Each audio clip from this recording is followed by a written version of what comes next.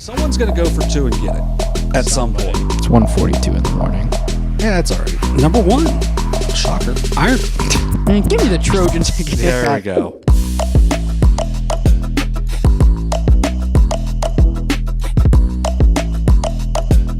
Welcome into Overtime, presented by Perfection One. Along with John Bruce, my name is Dewey Dailey, as we welcome you into this week's show, episode 50 of the podcast. Finally made it to the half-century mark. We've got some regional tournament volleyball and soccer, as well as round 1 of the OHSAA football playoffs. So this is about as good as the time gets for the fall sports season. Yeah, it's a really exciting time of the year. You know, you see the best of the best make it, and then you see an occasional Cinderella story, as you know, we'll talk about at least one later on in the show. Spoiler in terms of seedings, of course. They finished tied for 4th in the SOC, so I know they played them close twice, right. but still, like, you know, Zane Trace, made a great run so far. I mean, It's not over. So yeah, it's a time of year when magic happens. Kind of like as I was talking to you about a Christmas Carol earlier with Bob Cratchit and Ebenezer Scrooge and Tiny Tim. We got them all ready. We're still 2 months away, but less than. Actually. It is less than 2 months away. You probably love Christmas, don't you? It's okay. I'm not a big. I will say, just like, and I know we talked a little bit about it. We talked about the pumpkin show a little bit. I'm okay with, like, you know, spooky time or whatever, but, like, it's a little overrated. Like, yeah, I agree. Lie. But I mean, it's still fine. It's just like a little warm up to Christmas time. I mean, if it doesn't snow, it's not really. I'll tell you what. I'm going to try to think of the nicest way to say it. There's a certain university in our area. If you would go down to it for Halloween, you probably wouldn't think it was overrated. Guessing that's just a round, or what is it? What is it? The round house on the Richmond? Madhouse? Yeah, round house on Richmond. Yeah, if you go down there for Halloween, you'd say. Don't they call it something? It's like something with OU involved. I think it's just Halloween or something. Yeah, I don't know. I thought there was a different name for it. I don't know, but I was.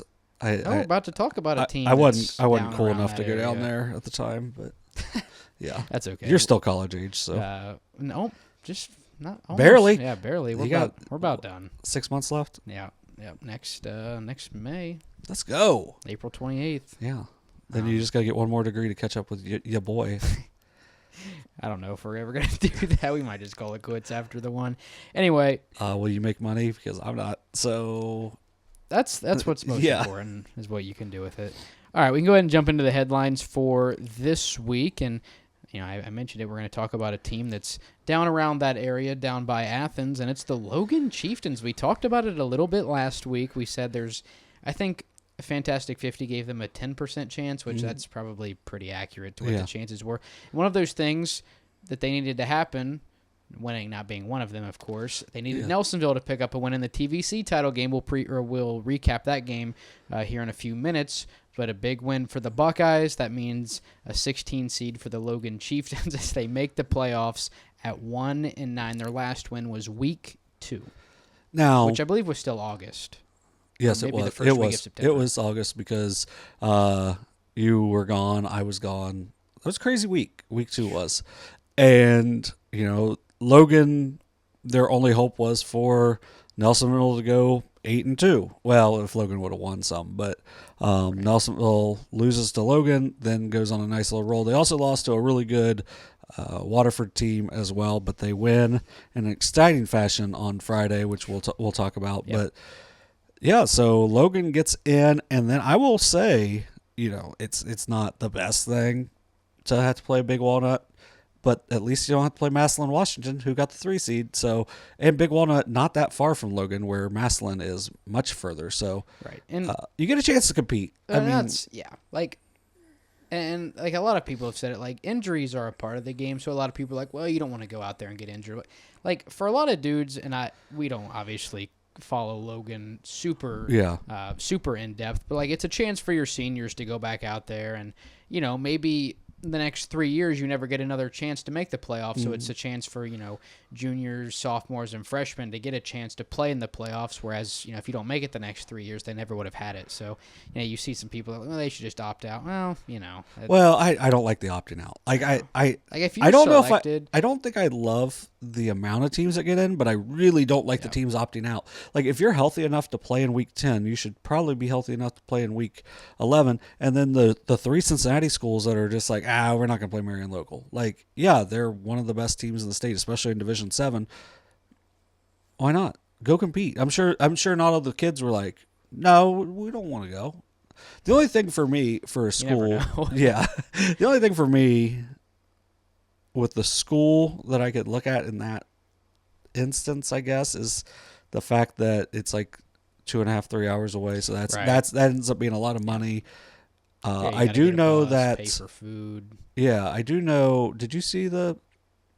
Now this is going to be something completely different, but real quick, did you see the pictures of the Mount Healthy crowd over? I didn't. Not very big. Guess how many people were in the crowd? You could literally count it on one hand. Yeah, I was going to say, like 5 or 6. Well, unless you have. I didn't catch that. On well, one hand part. take down 5, a finger. 4. Take down a finger. 3. Take down a finger. 1. Take down a finger. 2, 0. They had 0 people in the crowd. The picture I saw had 0 people during the game. During the game. Man. Yeah, like they knew they were going to win, but still, like that's horrible for those kids. Like, how do you not have anybody? And I'm sure they probably not healthy like a prep school, just a normal high school. Yeah. Okay. Yeah, it's that's insane. Yeah, it's crazy. That's wild, especially for a team. I don't know what their overall record. Are they like they made the playoffs 7-3 or something? Yeah, they were pretty good. Yeah, and we can kind of jump in. We'll just. I might make this a second segment on the timestamps. That if you don't know about timestamps, you probably wouldn't have made it this far in the video just watching it just straight. But if you did, there's always timestamps down below. Last year I always said it at the top of the show. I should probably start doing that again. I was talking about Tiny Tim. That is true. But there are always timestamps down below that have kind of a menu of what we're going to talk about, kind of all the big points, and you can just skip right to them. So, we usually talk about soccer and volleyball last, or if you want to see what games we're going to talk about, maybe a game you like is on there, you can just skip right to it, and you can skip over all of the other, because we talk about a lot of different stuff. That, yes. Not everybody wants to hear about Zane Trace volleyball, or not everybody wants to hear about Athens football. Right. It's whatever you want to listen to. Especially in the fall, because like in the winter when it's like we're just basketball, it's a little more likely. But yeah, so kind of, I think we kind of both answered the question. But are there too many teams in the playoffs? So it just depends how you want to look at it, right? So when you make it to where there's 16 teams, I think it makes it to where teams that are typically going to make it in an 8-team format anyway are able to schedule up, and you can afford to lose 2 or 3 games, or even in some cases up to 5 games. Or 9 games, obviously with Logan. Right. But teams like we mentioned Clinton Massey a couple years ago. That's a team that's contending for a state title almost every year. But you can afford to go schedule up out of the conference and lose 5 games, get some experience against teams that are your level or higher, but still make the playoffs. And in the last couple years, you have some of these local teams that win 8, 9, 10 games in the playoffs, and they get a top 5 seed, but they can't compete with these 12, 13, 14 seeds because they're 5-5 teams that maybe if they didn't schedule up, they'd be 10-0. Yeah, like if they played the same schedule, they're probably a much different record. But it's, to me, the only way to say there's too many teams is if teams are opting out. Like I still think 12 was the perfect number, because then you give the top 4 a bye, and then you're getting a little bit more in. Like, people would probably go back and say either 8 was perfect or 4 was perfect. Like, it's whatever you like, whatever you think. But like even with 12, you can get more. It used to be 4. Didn't it? It was 4. So like just semifinal and final. That's it. So Ben Hartsock's senior year, they finished 5th. Now it wasn't really that close. I think if they would have won the other game they played, they would have got in. 9-1. 8-2, but they lost to like Newark Catholic, which wasn't.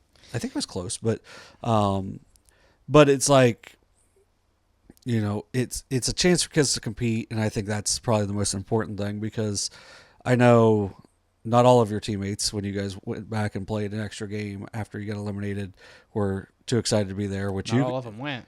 Yeah, and you could also tell had a starting receiver not go. Yeah, and you had a starting wide receiver might as well not go. True. Yeah, we had a couple of them that might as well have just stayed on the right. So we had a grab in that game. That boy, did you target? Did you have the Philly special? That was at McNicholas. That wasn't at Madison Plains. Yeah. Football career, I was 1 for 1 for -1 yards. Let's go. Yeah. So there was this kind of, this is going to go back onto something else, but like there's a kid for Uniota got his first career carry the other day, scored a 2-yard touchdown, and then they called it back for a flag. And then they gave him, I think he ran like a 2-point conversion in. He's a freshman, so he'll get plenty. But then they gave him the ball later with the running clock, and he had like a 2-yard loss. I was like, that stinks, because that first carry was a touchdown. And right. Like, yeah. But yeah, I just think anytime kids get a chance to compete, and really, kids are going to look back like, hey, we played the state champs. Like, yeah, we didn't really it wasn't fun, but it was fun because you got to do it with your brothers that you worked with all throughout your whole life. For the seniors, it's one more time to to play, to compete, and maybe you don't do anything else. Some people are going to go start working the next week. So, I mean, it's, real life starts real quick after it. So I just don't think, I know there's a certain organization or association that'll be like, oh, it's not about money. Like, it's definitely about money. They're making a lot more money off of it. But I do think kids getting more opportunities is always a good thing. And not to kind of dog on our own district, but at the same time, and I shouldn't say the only, but a large majority of the top 4 seeds that get upset are Southeast teams. And it's just because, football here isn't the same as, but it also goes back to saying, like, some of these teams that are in the Southeast district are scheduling up, whereas teams here, the non-conference schedule may not be great, and then you kind of, you might have a few competitive games in your conference, but if we're talking 1 or 2, I mean, some of these other teams that go 5-5, it's because they played 10 teams that, that probably 8 of them made the playoffs, right? So, and you can even look, and how many times are, even our Southeast District teams that are in the bottom 8, like upsetting higher seed team. Because you can look the last year, and it's like, yeah, Portsmouth was the 15 seed, and they upset a number 2 seed that was in their conference. Yeah. So it just depends. If you want to say, yeah, they get to play an extra game, whatever. But I think football is a little different in that aspect. Where, like, if you look at basketball or baseball, upsets are a lot more common. Because it's very hard in football. Well, because basketball you still got to make the shots. Baseball you still got to throw the ball, hit the ball. But like in football, like you hand it off. I mean, you still gotta have. Well, we saw that one team, I think it was in Pennsylvania, that literally had 11 players because everyone got suspended, and they won by 60. Right. But you still got to have 11 guys that can go out and do it, and then hope for no injuries, and then you need depth and everything. Where like baseball, if you got a really good pitcher, you got a chance a lot of times. Right. And basketball with 5-on-5, somebody gets hot. Yeah, somebody's cold. I mean, it's. And really, you can do some stuff to kind of impact the game a little bit, but it is very difficult to upset a team in football, which is why when you look back at like Appalachian State over Michigan, it's one of like the biggest upsets ever. The App State team was really good. It was still, it was still 1AA playing a top 10 team in the country. Right. So, yeah, it's rare, but I did see something. There has been a 1 seed that's gotten beat by a 16. It's happened once. It happened the first year of the expanded playoffs. It's happened one time. So everything else is. And but it's. And I'm gonna be honest. I bet it was like Division 1. Right, and like when we talk about it, we're not saying that like every year, like the top 4 teams should be losing, right? But it's like they're not even competitive most of the time. So. I don't know. Personally, I think I would have liked it. I mean, I know you said something about 12 teams, but I think 8 is fine. 8 was fine. I'm surprised they moved past. Well, I'm not surprised, but I understand why they pushed it to 16. I think 12 would have been a good number too, but Well, it sounded like the coaches wanted 12, and then a certain association was like, "Oh, why not just do 16? We can get more money." Woo, boo, boo, boo. Yeah. I mean, it's 2 extra rounds. Yeah. Or I guess it's just 1 extra round. Yeah, but still, that's a lot of extra games. Yeah, You go from 4 games to 8 automatically, and then you have 24 districts or regions? How many regions are there? 28 regions. So it's 28 times 4. It's more than 100. 112. That's what it would be. 112. Is that what it is? Yeah. So 112 extra games. That's a pretty good chunk of money. Yeah. Especially with some of these teams that, where was it the other night? Was it Coldwater? They had the $33,000 split the pot or something? 44. Was it 44,000? Because the winner got 22, yeah. Yeah. All right, we can go ahead and move on. Where do you want to go from here? How do we feel about the extra divisions and the other sports? You did volleyball the other day. I covered a volleyball match. Okay, I got you. I see where you're going. So I liked it in volleyball. I think if the sport's really good in the area, which volleyball in our area is really good, it makes for really good games. Now, we talked about this a little bit today when we were making the script. Like, how do we we can't talk about all of these district games. Like you said we got to talk about the 5-setters or 1-goal games, and that's mostly what we're going to talk about later on. But before the district finals, there weren't a whole lot of close games. So to me, that was kind of the issue.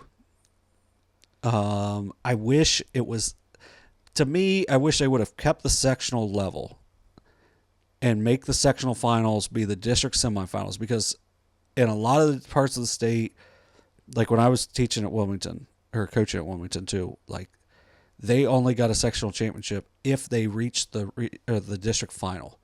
So it was like you had to win 2 or 3 games to win a sectional, and then you play for a district. And yeah, you only have to play 1 game, but you're playing someone that also had to do the same thing you did.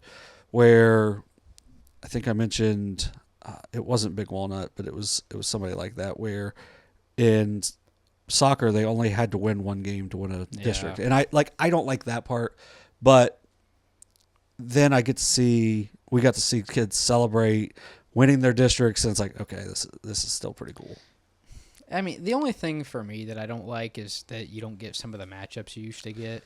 So like last year, I think they're in the same I think Nelsonville and Southeastern are both in D6 now, so we could have still had it. But like, if you want to watch a really good volleyball match, go back and watch Nelsonville and Southeastern at Waverly last year. I mean, that was one of the craziest. I mean, Southeastern was up 2-0. It ends up going to 5, and Nelsonville ends up winning in an extended 5th set. I mean, it was their first district title in 10 years. Now they've won back-to-back. Mm-hmm. But you just don't get some of those matches that you used to get. So, like, for a couple of years, we had Adena and South Webster, I think, meeting at the regional level. Well, you're not going to get that anymore. Right? I don't know. I think that who it benefits the most are the teams that are much smaller that were kind of competing up. So, whereas Chillicothe. Right. Or, like, I know Notre Dame, I know it went to 5, but, I mean, I think they won the first 2 sets by combined, like, 50-15 or whatever it was. I know you were down there for that. They were moderately competitive. The first one was, like, 25 to a single digit. It was 18. Was it? Mm-hmm. I thought it was, like, 25-6 or something. Okay. No, I was surprised. Western was a lot better than I expected. Shout out the Indians. But, I think eventually we'll get used to it, obviously. I mean, that's kind of how, you can look to the pitch clock in the MLB. I mean, people are wanting to fist fight about it, but now it's just like nobody even talks about it anymore. So, right. They already had the 7 divisions in football, so, it's just kind of evening up with that in a way. So, it'll take a couple years. Hopefully they don't change it anymore. But I think, like I said, I think people will eventually get used to it, but I do miss, and I think basketball is where I'll notice it more because there's going to be, we talked last year about how awesome the Division III tournament was. Even at the sectional level, we had, I know the Piketon Portsmouth game wasn't great, but the South Point and Eastern Brown game was crazy, and a lot of those district semi-round games. Like, are we gonna lose games at the downtown gym? Right, because I'm guessing that Eastern Brown and South Webster, they're not going to be in there with Wheelersburg and Northwest anymore. That's just not going to be a thing anymore. So it's when schools like Northwest make that magical run. It's they might not have to go through Portsmouth and Wheelersburg to do it. Like, and to me, that made that even more special. Was they were, the small school. I don't even know size wise if they're that much smaller, but playing schools that they've always struggled with, and struggled with in the regular season. Yeah. I mean, they're playing in the SOC 2, which is the smaller division. You saw them come up and play Waverly on the road, which is a team that's in that upper division, and kind of get handled by. It was like a 15-point. Yeah. Was it more than that? 15-ish point loss. It's like 13. I think it ended up being like 13, but it was never close. Right. So I mean, you're thinking, well, they got to. I mean, we didn't even pick them. I think we have the brackets sitting back there still. We didn't even pick them to beat Portsmouth, let alone go to the next round and beat Wheelersburg. So it kind of takes that aspect out of it a little bit. But I mean, we'll get used to it at some point. But I think the main thing that the extension and divisions does is it kind of ruins the rounds prior to the actual district semis. And the old sectional finals and sectional semis are almost just a push now, because it's like, in volleyball, it's like, well, I mean, that's just there was one set there was one that went 4 out of all those, and then the next round it was like one went 5, which we streamed. Right. And then I think only one other one went 4. It was just... And that's how it's going to be in basketball. I mean, it's going to be a bunch of 15, 20-point games up until the district semi, and then, it'll be fine from there, but, you kind of lose that early round upset aspect of the tournament. Well, and where I covered a lot last week was soccer. Really, until Saturday, didn't have a single close soccer game. So, and that was now... I talked about it last week on the Division III girls, you need to get out and watch this. So, of course, Carson did it, and it ended up being great. Mm-hmm. I mean, it was 3 one-goal games, but it was just kind of luck, because that was, hey, there's only 6 teams in this level. So, but to me, I think it gives a chance for more Cinderellas. I think Zane Trace is a borderline Cinderella in 9 seed. Yeah, 9 seed in volleyball, so that's a great thing.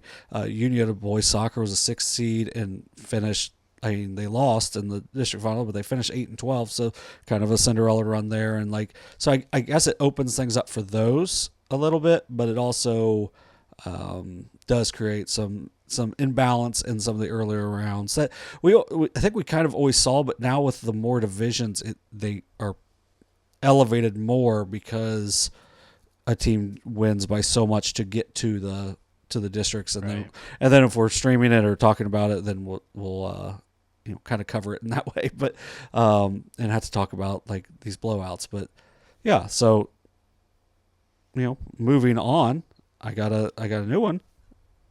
We haven't talked about this. Cross country. Let's go. Regionals were this week. Athens girls, Fairfield Union boys both win regional titles. Fairfield Union won by a lot. Athens won by 3 total points, which is pretty much just one runner difference because the points add up throughout. Yeah. Sophia Salosi, once again, hoping we say her name right, from Athens was an individual winner. Andrew Walton from Fairfield Union was an individual winner as well in Division II. Salosi finished 2nd last year. Walton won by a lot at the state. And they are, Nathan Phillips is another name for Fairfield Union that's been a really good runner. They're a lot of seniors, so look for them to place very high. I think they finished 3rd last year. I know there's some really tough teams at the top, so it'd be nice to see them get even higher in that finish. But Walton definitely has an excellent chance to win it. And speaking of an excellent chance to win it, Landon Ayer, who finished 2nd last year, he actually finished 2nd in the regional to a kid that finished 4th last year in the state. So those were the top, and they were the top 2 returners coming back. So those 2 are probably going to go at it for the state. Ayer also won the 3,200 meter in the spring. So, for White Oak, it's a program that has been really good throughout. We don't talk a whole lot about cross country, but Ayer is a kid that I heard his name so long that I assumed he had graduated. So when we talked about the preview to start the season, it was like, oh, he's back again. So I think we've got an excellent chance to get 3 state champions. Definitely 3 high up on the podium. And then really with Phillips, and then off the top of my head, I can't think of the second for Athens, but it's really good as well. Athens has a good chance to do really well. It's so Solosi, Walton, Air, and then I'll even throw in Phillips as possibilities of finishing top 3, top 5 in the state. And let's just hope Saturday they run well, because you don't want to peak a week early. We know a certain school that always peaked 1 week early, and then so their best finish was 3rd. Oh, I got you. So, but it's shout out to those kids. I don't like running. Nope. Yeah. So the fact you guys do it for fun and your sport, we look up to you guys. We admire what you guys do. So good luck this week. Let's hope they bring home some state championships. All right, let's go ahead and move on to our one recap from Week 10. We had a couple league titles in Week 10. We can mention Wheelersburg taking down Portsmouth West on the road. I think it was 36-6. Yes, was the final. Though it was 7-6 after the first 2 drives. So you kind of thought maybe West might stick around for a minute, but Wheelersburg just it was kind of overwhelmed. It was any mistake West made, Wheelersburg immediately took advantage of it. So short field on their first drive, they scored. Then West goes 80 yards and scores, and then they missed the 2-point version. Wheelersburg gets a long kickoff return and then scores like 4 plays later. Yeah. On the next play from scrimmage was pretty much the game, because West fumbles. A couple plays later, Wheelersburg scores, makes it 21-6. And that was pretty much the game. But it was a great crowd. Great rain. We had a really nice rain for a while. Shout out Kenneth Hay for sticking it out, because like I took him an umbrella, the umbrella that you couldn't get to work. The Uniota Sherman's umbrella. Yeah, the Uniota Sherman's official merchandise. Yeah, officially licensed from like 1999. And yeah, he had it up for a while, and then I think just started to get wet and decided to just go against that. But so that's on it's on YouTube, which we're on right now. So if you want to rewatch that game, you can see Wheelersburg really impressive in that one. Yep, and they have who do they? Barnesville. Yeah, Barnesville. Have enjoy that bus ride. But it's, to me, if they're going to play one of the higher seeds and have to travel like that, that's probably where they wanted to go. Probably not the 250 miles, but that's how far it is. It's pretty long. I don't remember exactly what it is. It's like 4 hours. It might be. That's crazy. Let me look. Wheelersburg, Ohio is Wheelersburg technically a town? Uh-huh. Is it? I wasn't sure if it was just a school. So Wheelersburg, Ohio 3 hours and 14 minutes, 194 miles. Oof. Yeah. Yeah. It looks like they're going to go to West Virginia. Yeah. Nice. So, but I just think if they play like they did Friday, mistake-free football, they've got a really good kicker in Cooper Heimbach. They've got some really good, some talented skill guys. So and to me their lines were really good. They subbed a lot of guys in, and I didn't think they really lost much. So, and against West, who has a really good line, I was impressed with what Wheelersburg was able to do. And West, I think we'll mention it later where they go, but they get to possibly host 2 games. So good for the West. I mean, either way, it kind of worked out for them outside of not winning the league. Right. All right, we can go ahead and head to Boston Field for our one recap this week. It was the Buckeyes of Nelsonville-York getting what I think a lot of people would consider to be an upset win over the Athens Bulldogs, handing them their first loss of the season. Athens now sits at 9-1, 5-1 in the TVC, whereas Nelsonville is 8-2 and a perfect 6-0 in the TVC. The Buckeyes come out on top 19-14. At one point, I really should say for the last chunk of the game, trailed 14-13, and it came all the way down to, with 3 seconds left, Nelsonville knocking on the door. I don't know what down it was, but it was goal to go on the 1-yard line, and they just ran a fullback dive with Dakota Cunningham. Obviously, I'm not sure what the timeout situation looked like. I'm really not sure with 3 seconds if you even had enough time to call a timeout after the play. But on the last play of the game, Dakota Cunningham, a fullback dive from the 1-yard line, got in the end zone, and that put the Buckeyes on top. And I will say, if you rewatch the stream and you watch the play, I think there's a pretty good chance he was in. but it wasn't an immediate signal. And like when I watched it, I was like, man, that was kind of close. Like it looked like almost his knee may have came down before he went over the line. But I think if I had to make a call, I probably would have said he was in as well. That touchdown was Cunningham's second of the night. I'm not totally sure how to pronounce it. Austin Gaudier? Or it could be Gator. Either way. I like Gaudier. Gaudier is a good pronunciation. I know. That's we'll go with that. Either way, you can probably tell who we're talking about because he carried the ball 29 times for 134 yards. He also added a rushing touchdown. So that was those were the three scores for the Buckeyes. And really for Athens, I mean, the guys that you were typically seeing throughout the year did a lot for the Bulldogs. Alex Perro had a rushing touchdown along with 85 yards on the ground. And Leo Martin, if you didn't see that touchdown catch, it was 48 yards. He broke a couple tackles. It was near 50 yards. Some would say. It was near 50 yards, as a certain outlet would say. But it was a 48-yard touchdown. He broke 2 or 3 tackles. His yards after the catch were a lot. I mean, I'd say probably 30 of those were after the catch and after contact as well. But we talked about him a little bit, how he's kind of the do-it-all guy for them. Mm-hmm. And for Athens, both teams really, they host playoff games in Week 11. For Athens, they host Lyndon McKinley, and Nelsonville will host Union Local. But a big win for the Buckeyes in Week 10. Yeah, it's a really good win. I mean, we talked about the traveling 194 miles. Athens had to make the long 9.4-mile trip up to Nelsonville-York from the plains. They were 16-point underdogs on Fantastic 50. It says they had a 15% chance to win. Well, they had a 100% chance of actually winning. So Nelsonville, we've talked about them here and there throughout the year. They've had a pretty impressive season. They lose that one game to Logan early. I think where we kind of dismissed them a little bit for a while. Then that Waterford game, we saw Waterford in person last year, and we were both impressed with them. So, I mean, that one to me wasn't, a bad loss. But then they get into TVC Ohio play and just roll through it. I mean, they started with River Valley, which was before Waterford, win that one by 41, then 28, 25, 47, 27, and then they beat Athens at the last second. So took every second of the TVC Ohio season to decide a champion.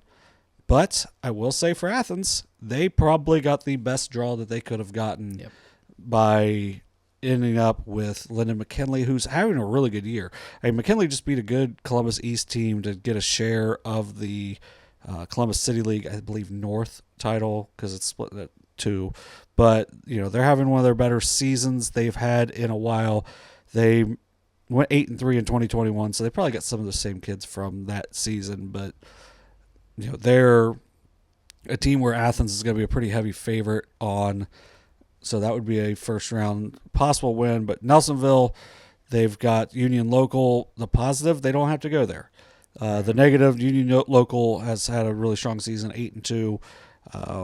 Will be a favorite in that game. Is that like an 8-9 game or something? Or like a 7-10er? I'm assuming they can't be too far apart. If 6-11. 6-11. Well, that's a Region 19 is really strong this year because that's the Ironton, Wheelersburg. Wheelersburg being a 14. So, yeah, it's a really good, really tough region. But you know what? They've done it throughout the season. They've beaten some good teams and TVC Ohio champions, so they're going to be feeling pretty good going into Week 11, and they got Boston Field. So I think is it Boston Field? I thought so. Okay, so I know it's named after Dave Boston. Yeah. But also, Rocky Brands definitely sponsored something there. It's Boston Field. Okay, Rocky Brands might have sponsored the track. Boston Field at Rocky Brand Stadium or something. It could be something, yeah. But, I like Rocky boots. I used to get them for work. Yeah, they were fairly cheap. So and this was really probably the most impactful game in the area because it more or less launched Logan into the playoffs as well. So. Yeah, it impacted a lot of different teams. And handed one team its first loss, gave one team a league title, and then gives one team. I'm guessing if Nelsonville lost this, they probably don't host a playoff game. I'm not sure if that would have knocked them out of the top 8. But Logan gets in at 1-9. So this was a pretty a pretty big game. Yeah, in the Southeast. Yeah, we were hoping to get there, but Total Media kind of has a what's it called, monopoly on the Nelsonville area. They do a good job. So I mean, as long as someone gets there and does the job right. Hey, like we've seen some people that say we're gonna be somewhere and they don't. All so right. As long as they're there and they do the job. As long as you try. Yeah. Not just give that A+ effort. But yeah. So what do we got next, bud? Well, you know what's next. We got to hit the power rankings, our final top 10 of the year. Cause it's funny. I did this like right after, and then when you mentioned it today, I was like, why are we doing power rankings? I thought we were already done with them. No. But I was a silly goose. Got to do one more time. Did you really make the graphic after I sent it to you? Mm-hmm. Yeah. Oh, yeah. This is going to be a fun one to explain later. It is going to be a fun one. So we're going to go through the power rankings. Obviously, we're not going to do them past week 11. Even though all of our top 10 teams are in the playoffs, just doesn't really seem right. Because, I mean, once you get into the playoffs, you're not really playing teams from around here, so it kind of diminishes the idea of... My whole top 20 made it. Of the power rank, did they? Yeah. I didn't do a top 20. I know you didn't. I just did my top 10. Actually, I have it pulled up. But first, before we jump into the power rankings, talk a little bit about Perfection 1. We've done it however many times. I don't think we started doing this week 1, but no. We're talking a little bit about Perfection 1. They're one of the oldest / newest. I totally just I'll just read it word for word. Yeah, just read it word for word for once. We haven't done that yet. So Perfection 1 Collision Center has served Southern Ohio families and student athletes for over 30 years. They're one of the oldest collision centers and now serving Pike, Ross, and Pickaway counties, featuring state-of-the-art equipment, technology, and manufacturing certifications. Manufacturing certifications may vary by location. Perfection 1, we meet by accident and are highly recommended. I like highly recommended better. Yeah, I think it's better than we meet by accident. It's fun, but it's also real depressing. And like recommended, it's like that's a little clever. I think it's clever. Me and Carson were driving back from the game from West on Friday after we stopped by Studio 33 or McGillicuddy Studios to drop off the equipment, and he was like, "Oh, where's Perfection 1 at?" And I was like, "There it is," as we drove by it. And it's got a big thing that says Collision Center on the backside. Yep. So, it's a newer place in Pike County.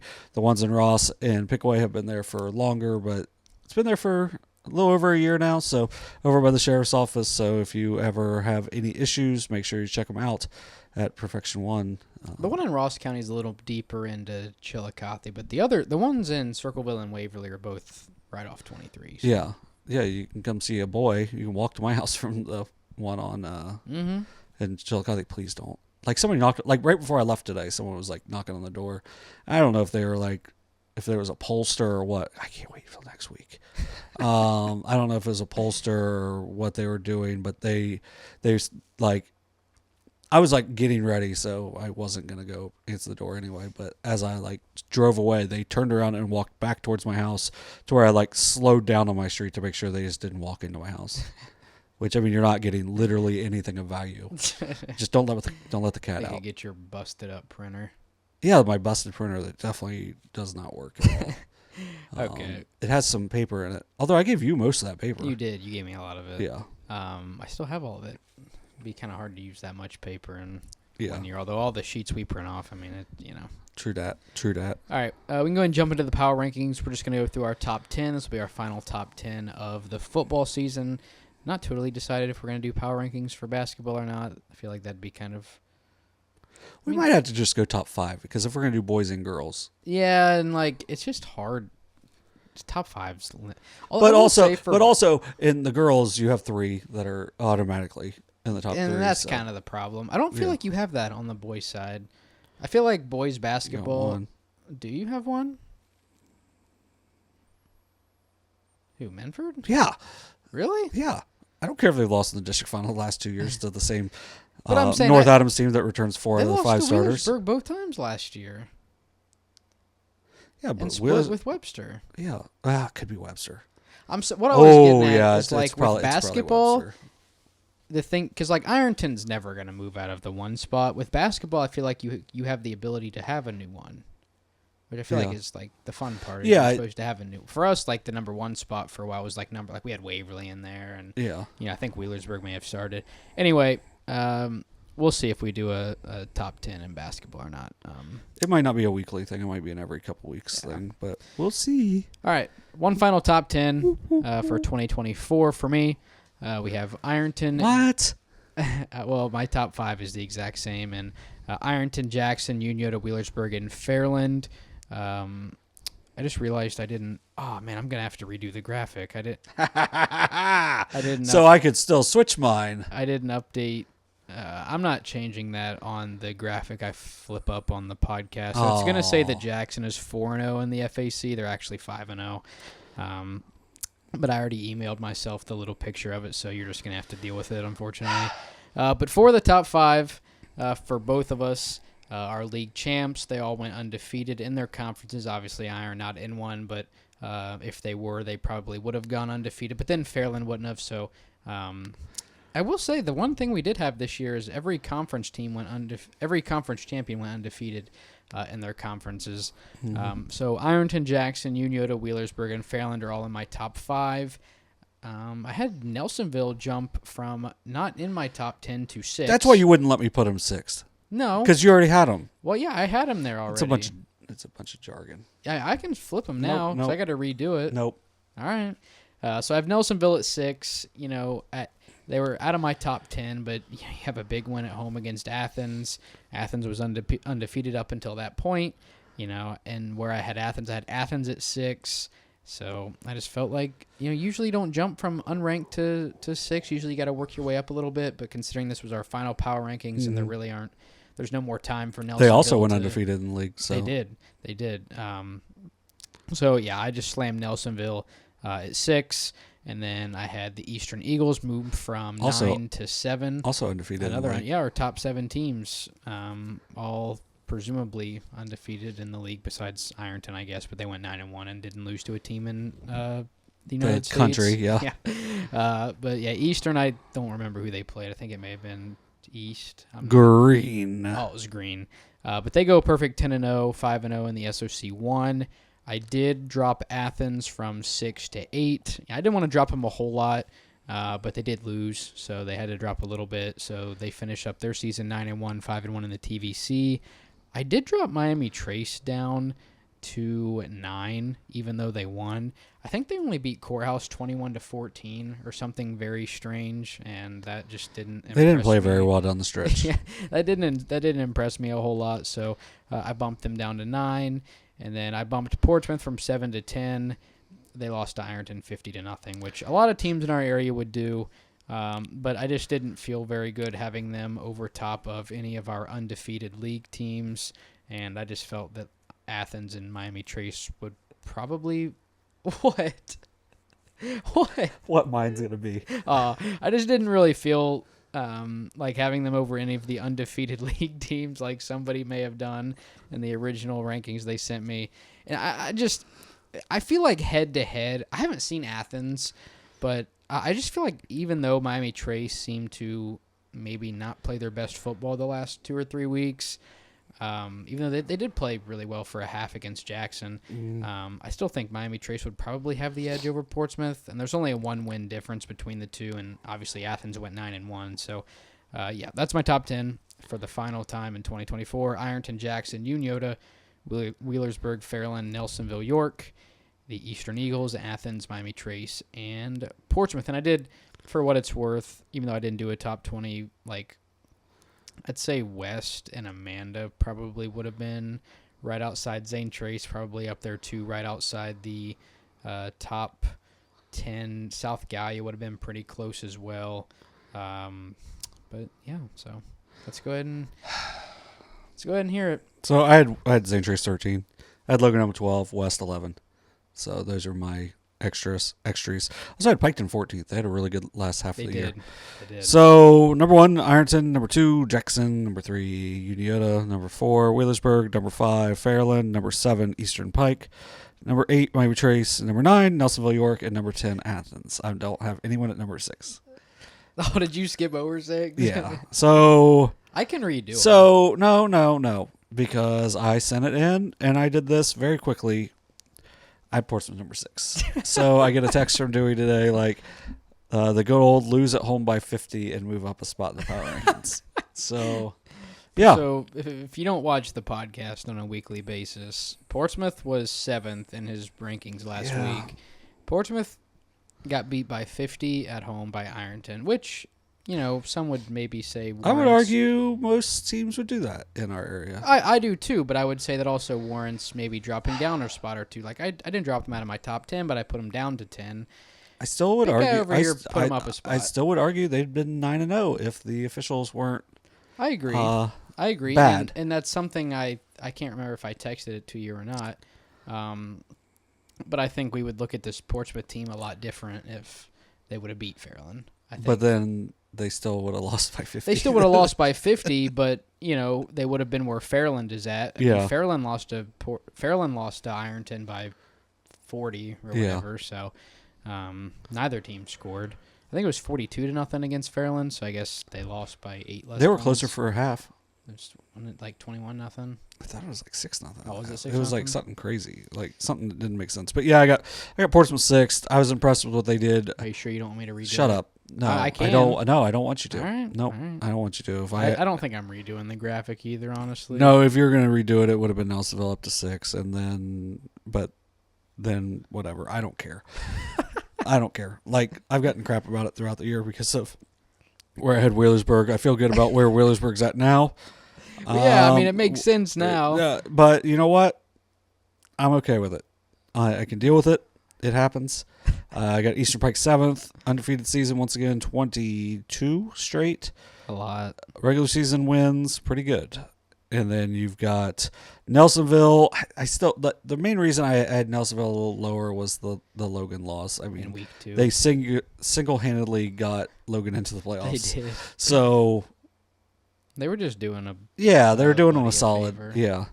And then I had dropped Athens to 10. So here's where I'm an idiot. Athens goes from 6 to 10 by losing on the last second play. On the road. On the road to a playoff team. And then Portsmouth at home loses by 50 and moves up a spot. I don't care if it was the Ironton. So, like, by my rationale, Gaia should probably be in the top. Because Gaia played him closer than Fairland and Portsmouth did. Point, Logan should have been at least at 8 just for making the playoffs. Or maybe South Point could have been up in there, maybe. But yeah, hey, shut up. Yeah, so... yeah, I'm glad we're done with this. No more power rankings. Yeah, I'm not doing it anymore this year. We're done with power rankings. I'll do it for basketball, and then we'll see what I do, what dumb stuff I do there. Because power rankings requires basketball requires. I did this so early too. Like I had so many days to fix it, and I just didn't do it.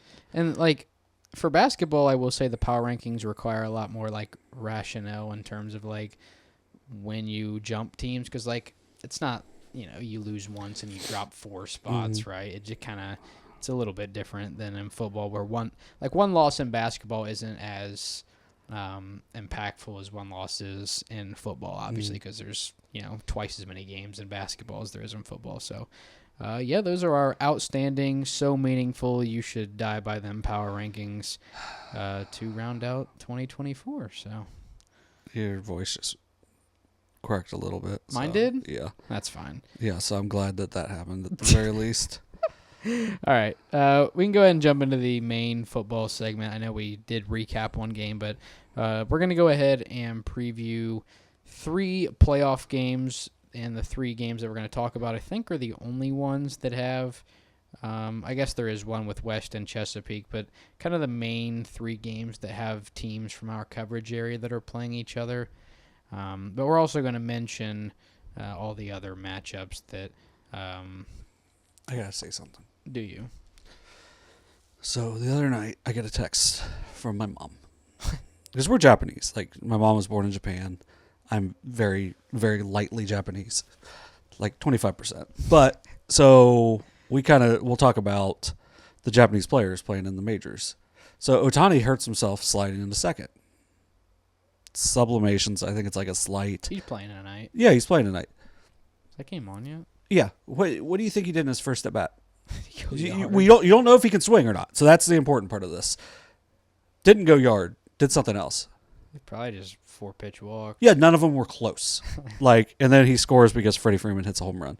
So he probably got some horse cream put on his ankle before the game, so he can't feel it, and now he's all frozen. But yeah, so okay, 1995. Chris Bruce, my brother, dislocates his shoulder for the 4th time in his high school career. Literally at that point, he's just a PO. Comes in to face Southeastern. They end up going to the 8th inning. Is this for Flagey? No, this is for Uniota. Okay. This is a senior year. There's the winning run is on 3rd. Southeastern walks him. My brother couldn't swing a bat. Literally couldn't do it because his shoulder was probably going to come out again.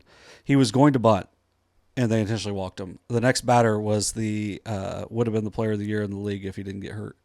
Well, and also if it wasn't for Jason Stauffer, who won the state championship for Paint Valley that year. But it was Paint Valley baseball? Yeah. Won the state title? 1995. Cool. Yeah, Jason Stauffer. You don't really get state titles anymore around here. Right, yeah. So kind of a lost art.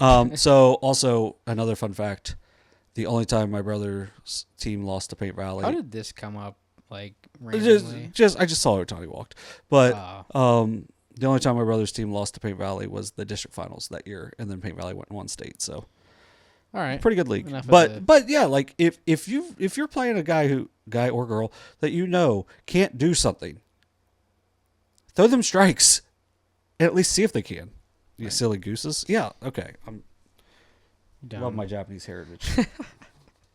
Okay.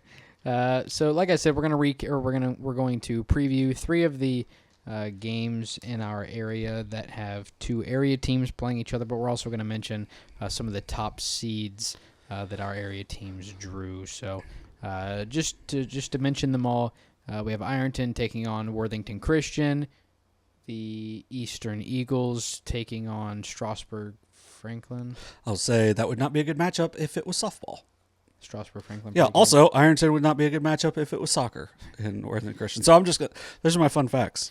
So then Portsmouth West is hosting Chesapeake. That's the only other one that has 2 area teams. That's actually kind of an interesting matchup. I know Chesapeake was kind of on the bottom end of the OVC, but they scored a lot of points. But you also saw a team in Portsmouth kind of manhandle West in week 2, and they ended up finishing 2nd in the OVC. So that'll be kind of an interesting crossover conference game.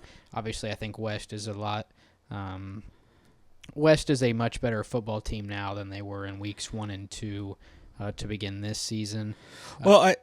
Big thing was we don't have a lot of information on Chesapeake, or else we'd probably preview this one. But yeah, West has had a nice year. Chesapeake's had a nice year also. So I mean, that should be hopefully gets a nice crowd over yonder. Well, the thing for West is that you finished 7-3 after the first 2 weeks. I don't think a lot of people would have believed you if you said this team finishes the year 6-1. So just to finish out the games that we're not going to deep dive into, we're just going to mention you have Uniota and West Holmes, Paint Valley, and these are all our area teams are the home hosting teams, yeah. These games.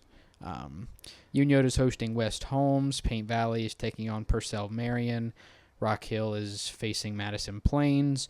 Logan Elm drew Philo. We were kind of hoping it would be Logan Elm and Waverly. It ended up being Fairfield Union and Waverly. Yeah. We probably would have gone to Logan Elm if that had been the matchup. Yeah, because we don't know the streaming setup at Fairfield Union. That's the main reason why we're not going there, is just because we don't know the other game that we chose. We know. Right. And Logan Elm is 15 minutes max from my house. So South Gallia is hosting Frontier. Athens is hosting Linden McKinley. I thought Jackson was on the road. Did Jackson end up getting to host a game? Yep. Jackson is hosting New Philadelphia, and Notre Dame is hosting Shadyside. Yeah, so Notre Dame got a home game? Uh-huh. They finished 5-5? 5-4, 5-3. They only play 8 games? They didn't play very many games. I would have to go and check. We didn't follow Notre Dame as as heavily as we have the past couple of years because it was obviously Eastern and South Gallia. They did finish 5-5. I'm a silly goose again. 5-5 and you get a home game? That's nuts. Yeah. Like 5-5 should be like. Well, it's the 8-9 game, and Shadyside is 3-7. Ooh, what is the 16 seed? I'm gonna pull up the idle page. Harbin points are very interesting sometimes. Bridgeport went 3-7. Strasburg Franklin went 3-7. Yeah, so the only team that wasn't under 500 in the top 8 is Notre Dame, or over 500 was Notre Dame. Under 5, but they're the only 500 team also. So yeah, so now. We kind of talked about this today. I worked over at Paint Valley.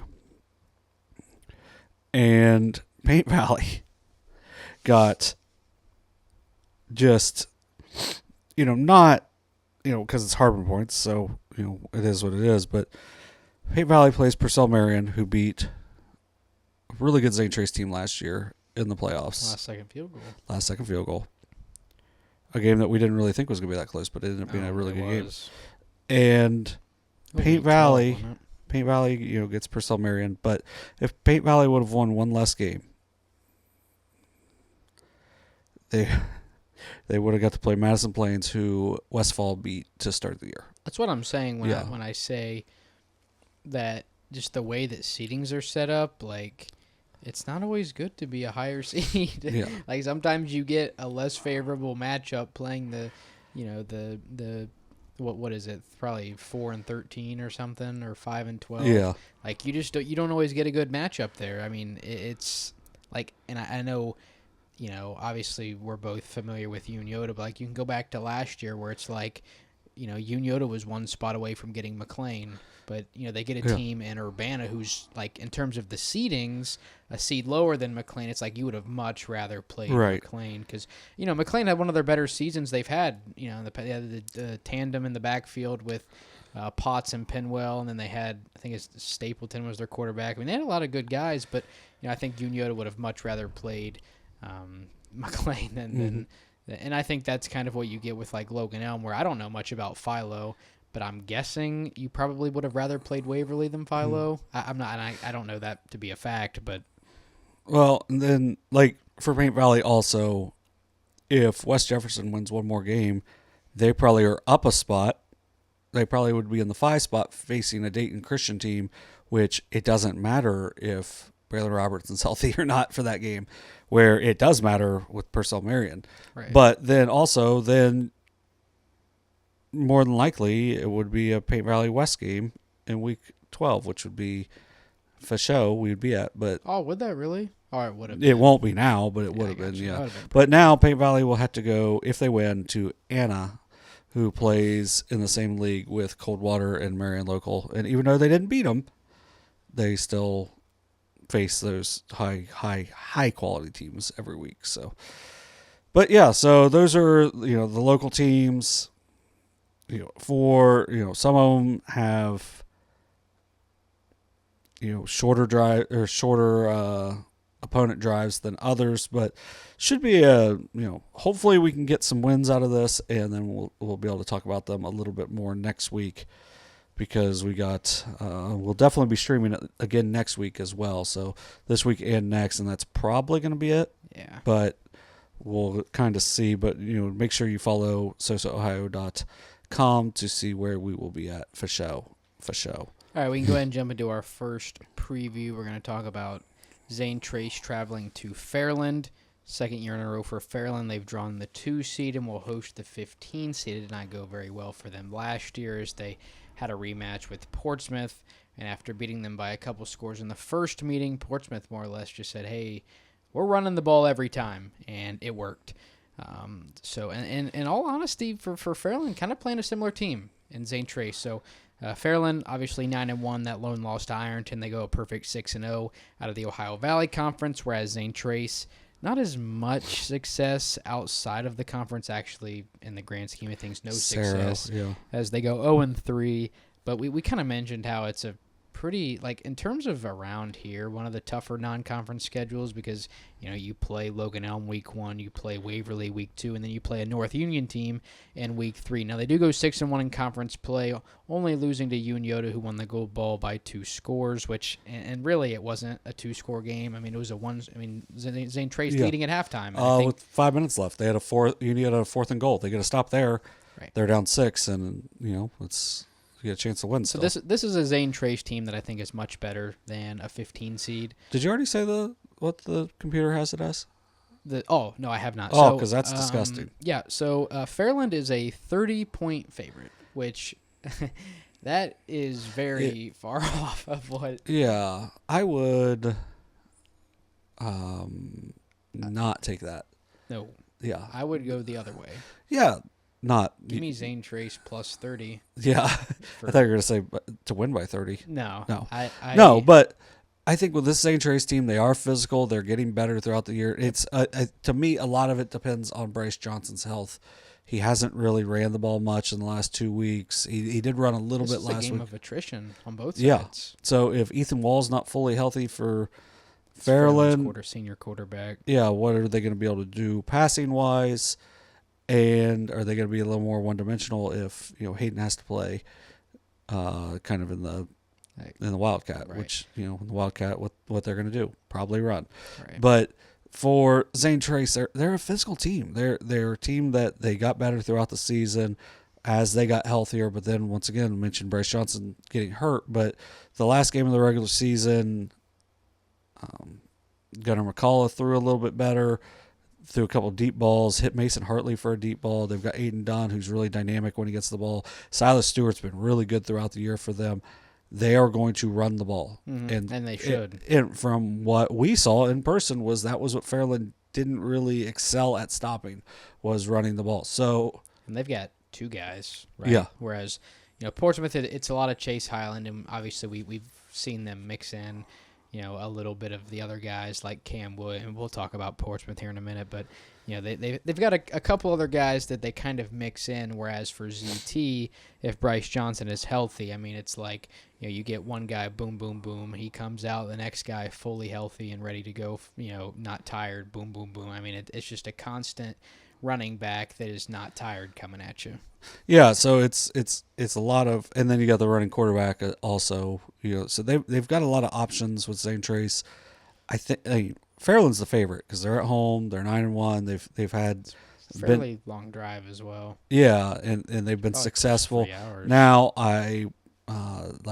it's a grass field. It's a thicker grass field as well, which can probably help St. Trace because they're not burners. They're just big physical runners. So I think this has got a chance to be one of the really interesting games. I know Fairland's was it the Dragon Sports Network or whatever? Yeah, you'll find it on YouTube. They do a good job. They'll stream this one, so we will definitely not be there because they and anytime we've done it at the same time as them, they have a really good audience. Yep. So if you're interested in that game, either head down to Fairland or Proctorville, or check them out over there on the YouTube, as well. As I think it's got a chance to be a sneaky good game. The 30 points is crazy. I couldn't believe it when you told me that because that's insane. Yeah, I'm telling you, if I had to personally put a spread on this, I would probably go Fairland like 8.5, maybe. Well, I still might take Zane Trace. Without looking. Does Fairland have a kicking game? I was getting ready because Zane Trace has a kicking game. Yep. Because Judah Hanks hit a 40-yarder this week in a game they won by 4, which I mean, that's not technically the difference in the game, right. but it is. If you can hit a 40-yard field goal, you have a pretty good chance anywhere.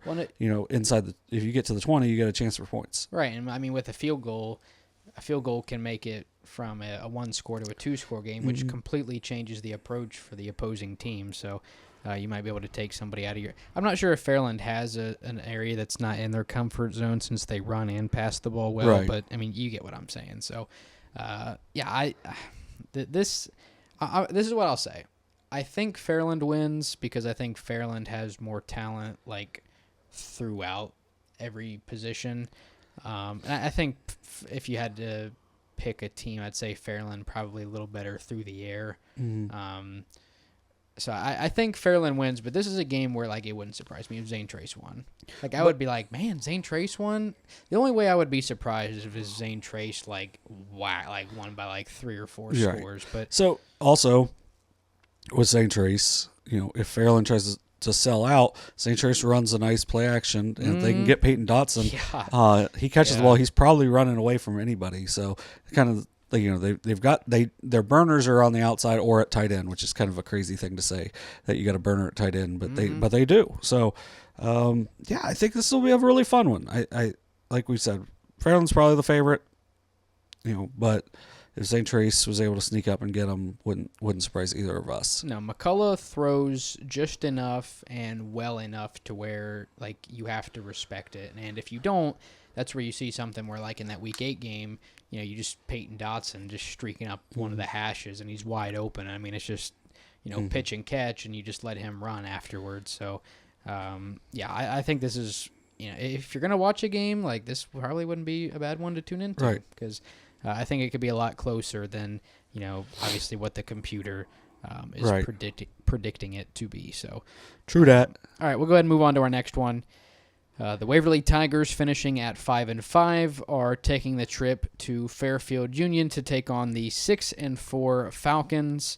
Like I said, we were kind of hoping Waverly would get matched up with Logan Elm, but they do end up getting matched up with an MSL team, and it is Fairfield Union. So I'd say for the Falcons, this was probably one of the better draws. I really think for both teams, this was probably about as good of a draw as you could have asked for. I think if you get teams in our area, at least there's some familiarity with how they're going to play. Maybe you don't play every year or really particularly ever.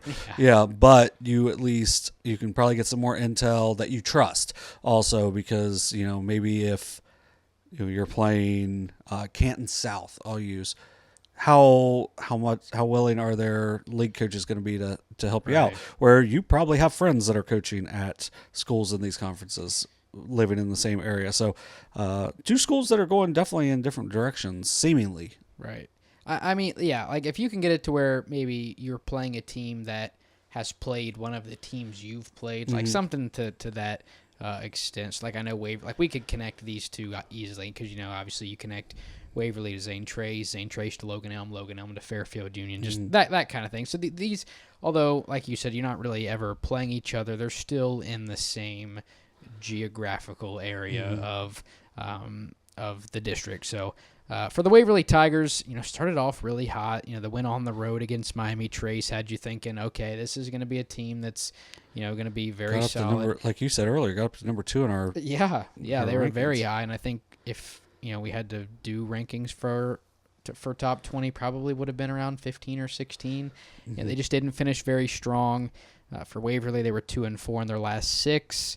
And they lost their last 3, being to Northwest, Wheelersburg, and Mount Healthy. The Bergen Healthy games were at home. And for Waverly in those last 3, they gave up 40 points in all 3. And, Wheelersburg and Mount Healthy, it's like, okay, I get that. But, with Northwest, it's a team that, runs the ball significantly more than they pass the ball. And we'll get into it in a moment, but that's kind of what you get from Fairfield Union. For Waverly, it's kind of been an issue with, maybe defense in general, but stopping the run has been a problem for the Tigers so far. We'll get into that a little deeper when we talk about Fairfield Union. But, offensively for the Tigers, you have Mason Kelly, who's, in his career at Waverly now over 6,000 career passing yards. He's second in school history, only behind Hayden Shanks. I think he passed Trevor Walls, who was in second. Went to Texas A&M. No, New Mexico State. Yeah, as a quarterback. Yeah. Did he turn into a tight end or something when he got there? Yeah. I think that he definitely played quarterback at least a little at Ohio State. Yeah, I was going to say he played a game at Ohio State, 'cause I think me and my dad went to that one. You were super old at that time. I think I was 4. It was like 06 or something. But yeah, Mason Kelly, among the top passers in Waverly history. He's had a great career. I don't think he obviously... Well, did he start as a freshman? No, he was behind Futhy for 1 year. But he played from a sophomore to a senior. And that's part of it, right? Not only is he talented, but he had the opportunity to play for 3 years. Whereas, if maybe he only got to start as a junior and senior, the career numbers And I think that's kind of what you see with a lot of the talented guys. Is it's the single season records that are a lot more likely to be broken. But in Kelly's case, he had the opportunity. You mix that with the talent he has. That's how you. And I'm not sure for Shanks. I'm not sure what a lot. Yeah, I know it's a lot, but I'm not sure what the actual number is. So I'm not sure if for Kelly there's a chance to get up towards Shanks. But obviously, if you can win in week 11 and get a chance in week 12, there's always the chance that. You could. Well, and then Shanks also he got hurt a couple times. I was when I found out Shanks was the all-time leader, I was kind of surprised because I didn't think. I felt like with injuries he didn't. I don't think he played a lot of his junior season.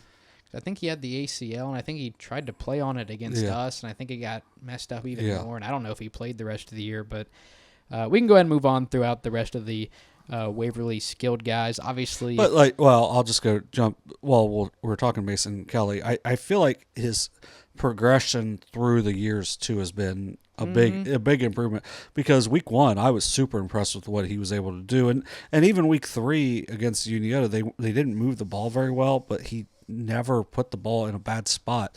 He was getting, now that was when the line was breaking down a little bit, so he's on the move a lot, but he was never like, the turnovers they had were fumbles, so he has progressed and grown as a quarterback throughout the years. So I'm not too surprised that he's second in school history. Like you said, I was kind of surprised at who it was first, but yeah, he's had an outstanding career for them. And then, one of the familiar names, right? They're in the same class. Cody Swords has been on the other end of a lot of those 6,000 career passing yards. But the thing for Waverly is they got a couple guys that can do it in Mason Pollard as well as Mason Sparks. I mean, those are kind of the top 3 that you're going to hear on the receptions for Kelly. And then, it seems that in the second half of the year, Sebastian Bilisano has kind of taken over the backfield for Waverly. And when you look at the box scores of some of their recent games, it seems like he's doing a pretty good job for the Tigers. Yeah, he seems to be growing. I know we liked him on the defensive side of the ball early in the year. He was great name also. Yes, great name. It's a top 1 name in Southeast Ohio. Did we have a tank? A what? A tank? Or a taco or somebody? We talked about it before. No, I called the Locow kid. Oh. Or no, I called the Loco kid Locow or something. Maybe that was it. But some of the kids on FedHawk had cool names. Yes. So, but yes, Belisano's been really good, for them this season. And like you said, it seems like he's getting the bulk of the carries now and is doing a good job of it. Okay, I didn't know if you were... No, that was just there's a period on the end of that sentence. So we can go ahead and move on to Fairfield Union.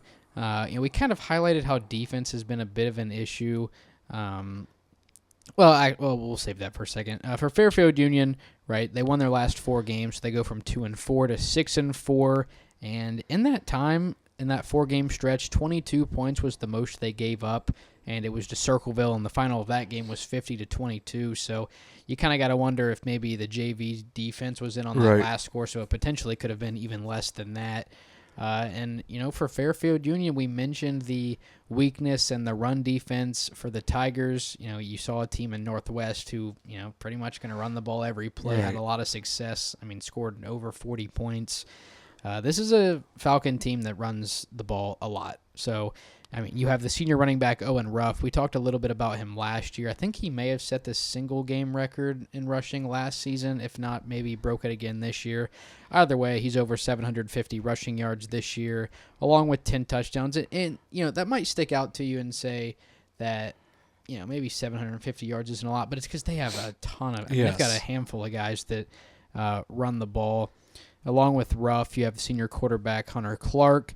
He's really only averaging about 65 passing yards per game on a 45% completion percentage, so they're not going to throw it a ton. He's thrown for 5 touchdowns this season, but he also has over 500 rushing yards, and I think it's safe to say that number is probably a lot more if you take away the sack yardage, since typically that's factored in to the total rushing yards, and he also has 7 rushing touchdowns as well.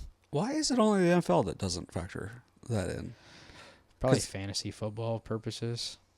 They're the only ones that are like, let's not do that. Like, I don't want to lose a whole point because my dude took a 10-yard I guess sack. you have to like, and I think sometimes you can't tell if it's a sack or if it's a quarterback running in the lower levels. I tell you what, it's really hard for a quarterback to run for negative yards in the NFL. Yes. That's true. true. I mean, if you get it has to be a very clear quarterback keeper for for it to be a loss of yardage on a run. But also you have Isaiah Sala, another senior running back. He's over 500 rushing yards on the year as well with 4 touchdowns. He also has over 20 catches and over 300 receiving yards with 5 receiving touchdowns as well. So, that's kind of where the other half of, what you would have presumed to be Owen Ruff's rushing yards have gone. It's Isaiah Sala. He's got over 800. It was Sala that also has thrown like 4 or 5 times this year. Yeah. He's seemingly the do-it-all guy for the Falcons. Over 800 yards from scrimmage and, nearing 10 touchdowns on the year. So it's a team that runs it a lot, but they've got a lot of guys that can do it. Yeah, it's a, you want if it's going to be a one-dimensional team, you want it to be a one-dimensional team. They are a slightly more one-dimensional team with 3 different dimensions in that. Right. So, they have a lot of options, with Ruff, Clark, and Sala. They are been dynamic offensively this year. They've beaten some good teams. They've done, I think it stood out to us in week 3 when they played Fairland tough. They lose by 10 in that one. And it was kind of like, maybe they're decent. Then the next week they put it on Hamilton Township. So it kind of opened our eyes a little bit more. Lose a couple games, Logan Elm and Bloom Carroll, which most teams are going to lose to in our area. But then they just, finish super strong. Liberty Union, Circleville, Amanda, John Marshall out of West Virginia. Not a very good record, but still, anytime you beat one of those foreign teams, it's a good thing. So for Fairfield Union, they've done a really good job of, getting back into the playoffs. They are... Since 2002, they're 0-4 in the playoffs. The last time they got in the playoffs with their own bid, because they played in 2020, but in 2006 was the last time Fairfield Union got into the playoffs. Really? Yeah. So this is their first playoff appearance in 18 years. 18 years. That's yep. wild. Yeah. It's so a home game too. Yeah. So there's going to be a lot on the line for them, and Ruff, Clark, Sala, all seniors. It's a team, or it's a school that's done a lot of winning in a lot of different sports over the last really 8 to 10 years. We'll talk a little bit about their girls soccer team. That's ridiculous, but yeah, it's not to mention they have one of the best volleyball prospects. Yeah, our area has seen in a while. Yeah, so this one I think will be interesting. Waverly's got to stop the run. That's the biggest thing, because this Fairfield Union team will run it at you and do it hard. So should be a fun game. Derek's going to be there, allegedly. Is he? Allegedly. We'll see. He usually doesn't miss Fridays. No, I'm just saying because there might be a closer game that he may end up. It's after Halloween though. He has already pawned off Thursday's game, so I'll be with you. There you go. Yeah, so I'll be writing on those games. So yeah, but so it should be fun on Friday up there in Rushville, I believe is what they call it, around Fairfield Union. Just go past Lancaster and keep driving. You're gonna run into it. For what it's worth, the Falcons are an 11-point favorite. So do with that information what you want. Fantastic 50 giving Waverly a 23% chance to win, which I feel like that's a little low. Yeah, I feel like with their passing game now, they haven't played very well lately. But their also, schedule also got it. I was going to say, also Mount Healthy and Wheelersburg are very, very good. The Northwest loss is what it is, but I mean Northwest finished 6-4. But Waverly also played Valley close, which I think Valley started playing better towards the end of the year as well. So, I mean, Valley really in week 1, which is probably at their weakest, took Portsmouth to the brink. Mm-hmm. So, I don't think that game was. I think that game was probably supposed to be a lot closer than what a lot of people thought it was. Right. All right, we can go ahead and move on to our last game we're going to talk about. This is the game we're looking at streaming this week. No for sure confirmation, but by the time this comes out, there could be confirmations. Yeah. We'll see, but as the 9 seed, the Amanda-Clearcreek Aces are making the trip down to P-Town to take on the number 8 seed, the Portsmouth Trojans. This is a Portsmouth team that we've, given their age and how they haven't graduated a ton, we've seen a lot of the last couple of years, right? We saw them twice last year. We've seen them twice already this year. And we're going to see them hopefully for a third time. And it's going to be a lot of the same for the Trojans. You have obviously the lead guy in Chase Highland, JT Williams. He does a lot for them as well. They don't throw a ton, but when they do, it's usually fairly accurate. And every time Williams throws the ball, it kind of makes you wonder why they don't maybe throw a little more. Because a lot of the time, that pass to Landon Malone that set up the go-ahead touchdown with like 30 seconds. It's plays like that where it's like, man, you would think they would throw a little more with that, but obviously with the size of Williams, you kind of have to get him out of the pocket to throw, which, it's not always the easiest to do. And he threw a really nice ball down to Logan Atkins. He did. Phantom pass interference. It was a great play by Atkins, too. And that probably erased about, 40 yards off the stat sheet for both of them. And, for the Trojans, after Highland and Williams, it's kind of an equal mix from Cam Williams, Trevin Brooks, Landon Malone, Logan Atkins, and Lucas Bradley. I'd say if you had to rank their percentage of contribution, it's probably in the order I listed them as. Cam Williams will get a few carries, and he'll also get a few dump offs, kind of in the intermediate area.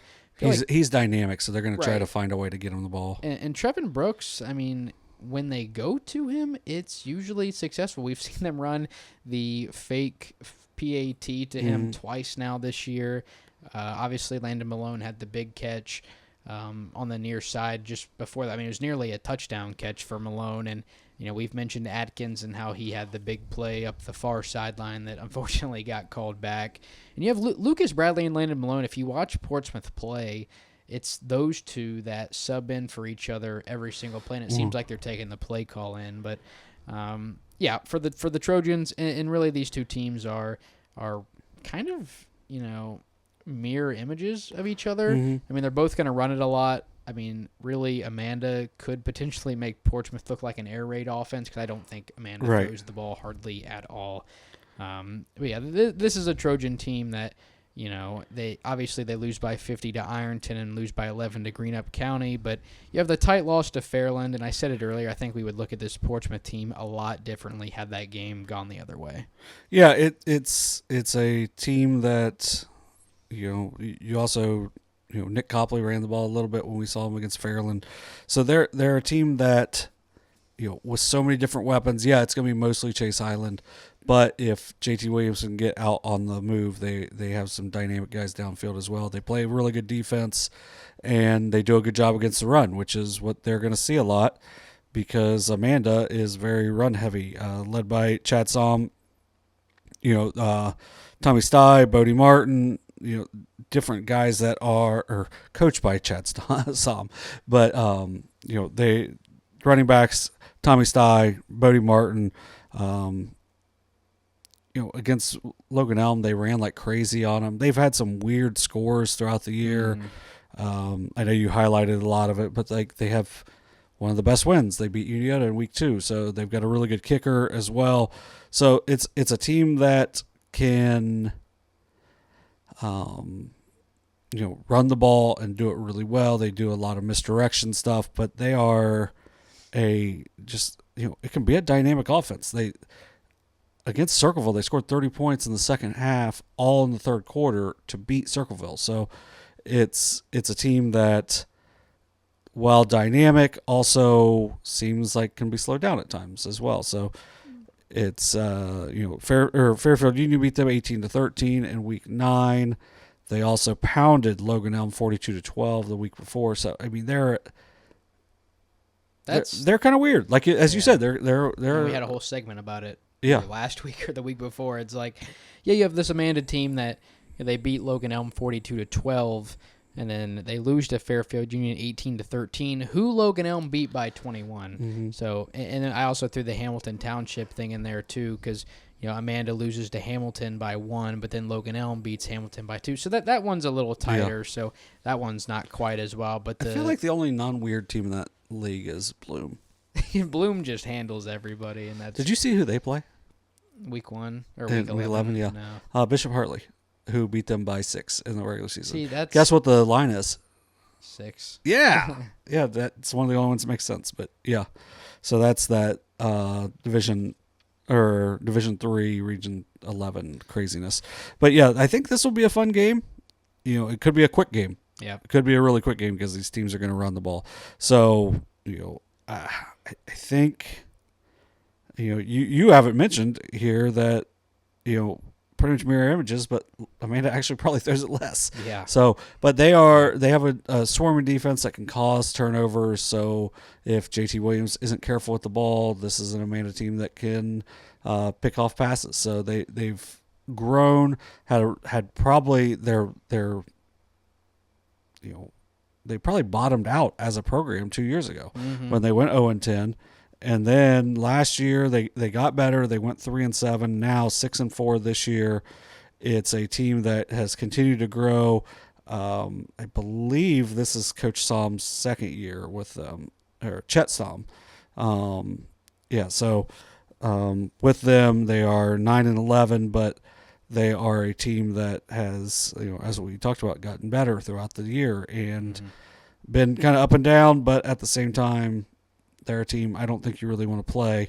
Right now, Fantastic 50 has them projected to lose by 19. I don't know if I see that with how they played in some of those league games as well. I do think that Portsmouth maybe is a little more physical than some of the teams at MSL, but I'm not sure if that'll make a huge difference in this one because I believe this Amanda team is very physical as well. Yeah, and, we've really wanted to see, at least me personally, I've wanted to see this Amanda team pretty much the whole year. So this will be a nice opportunity to see them against a team that I feel like they match up fairly well against. And you got to remember, this is a program that, and I know we're going back a couple of decades, but this is an Amanda team that, won the state title in 1999 and 2000. And, up until I'd say 2019 was, I'm not sure where they were at in 2020, but I know for sure 2019, they were a, win a couple playoff games team, right? So it's really not been until here the last 2 or 3 years that,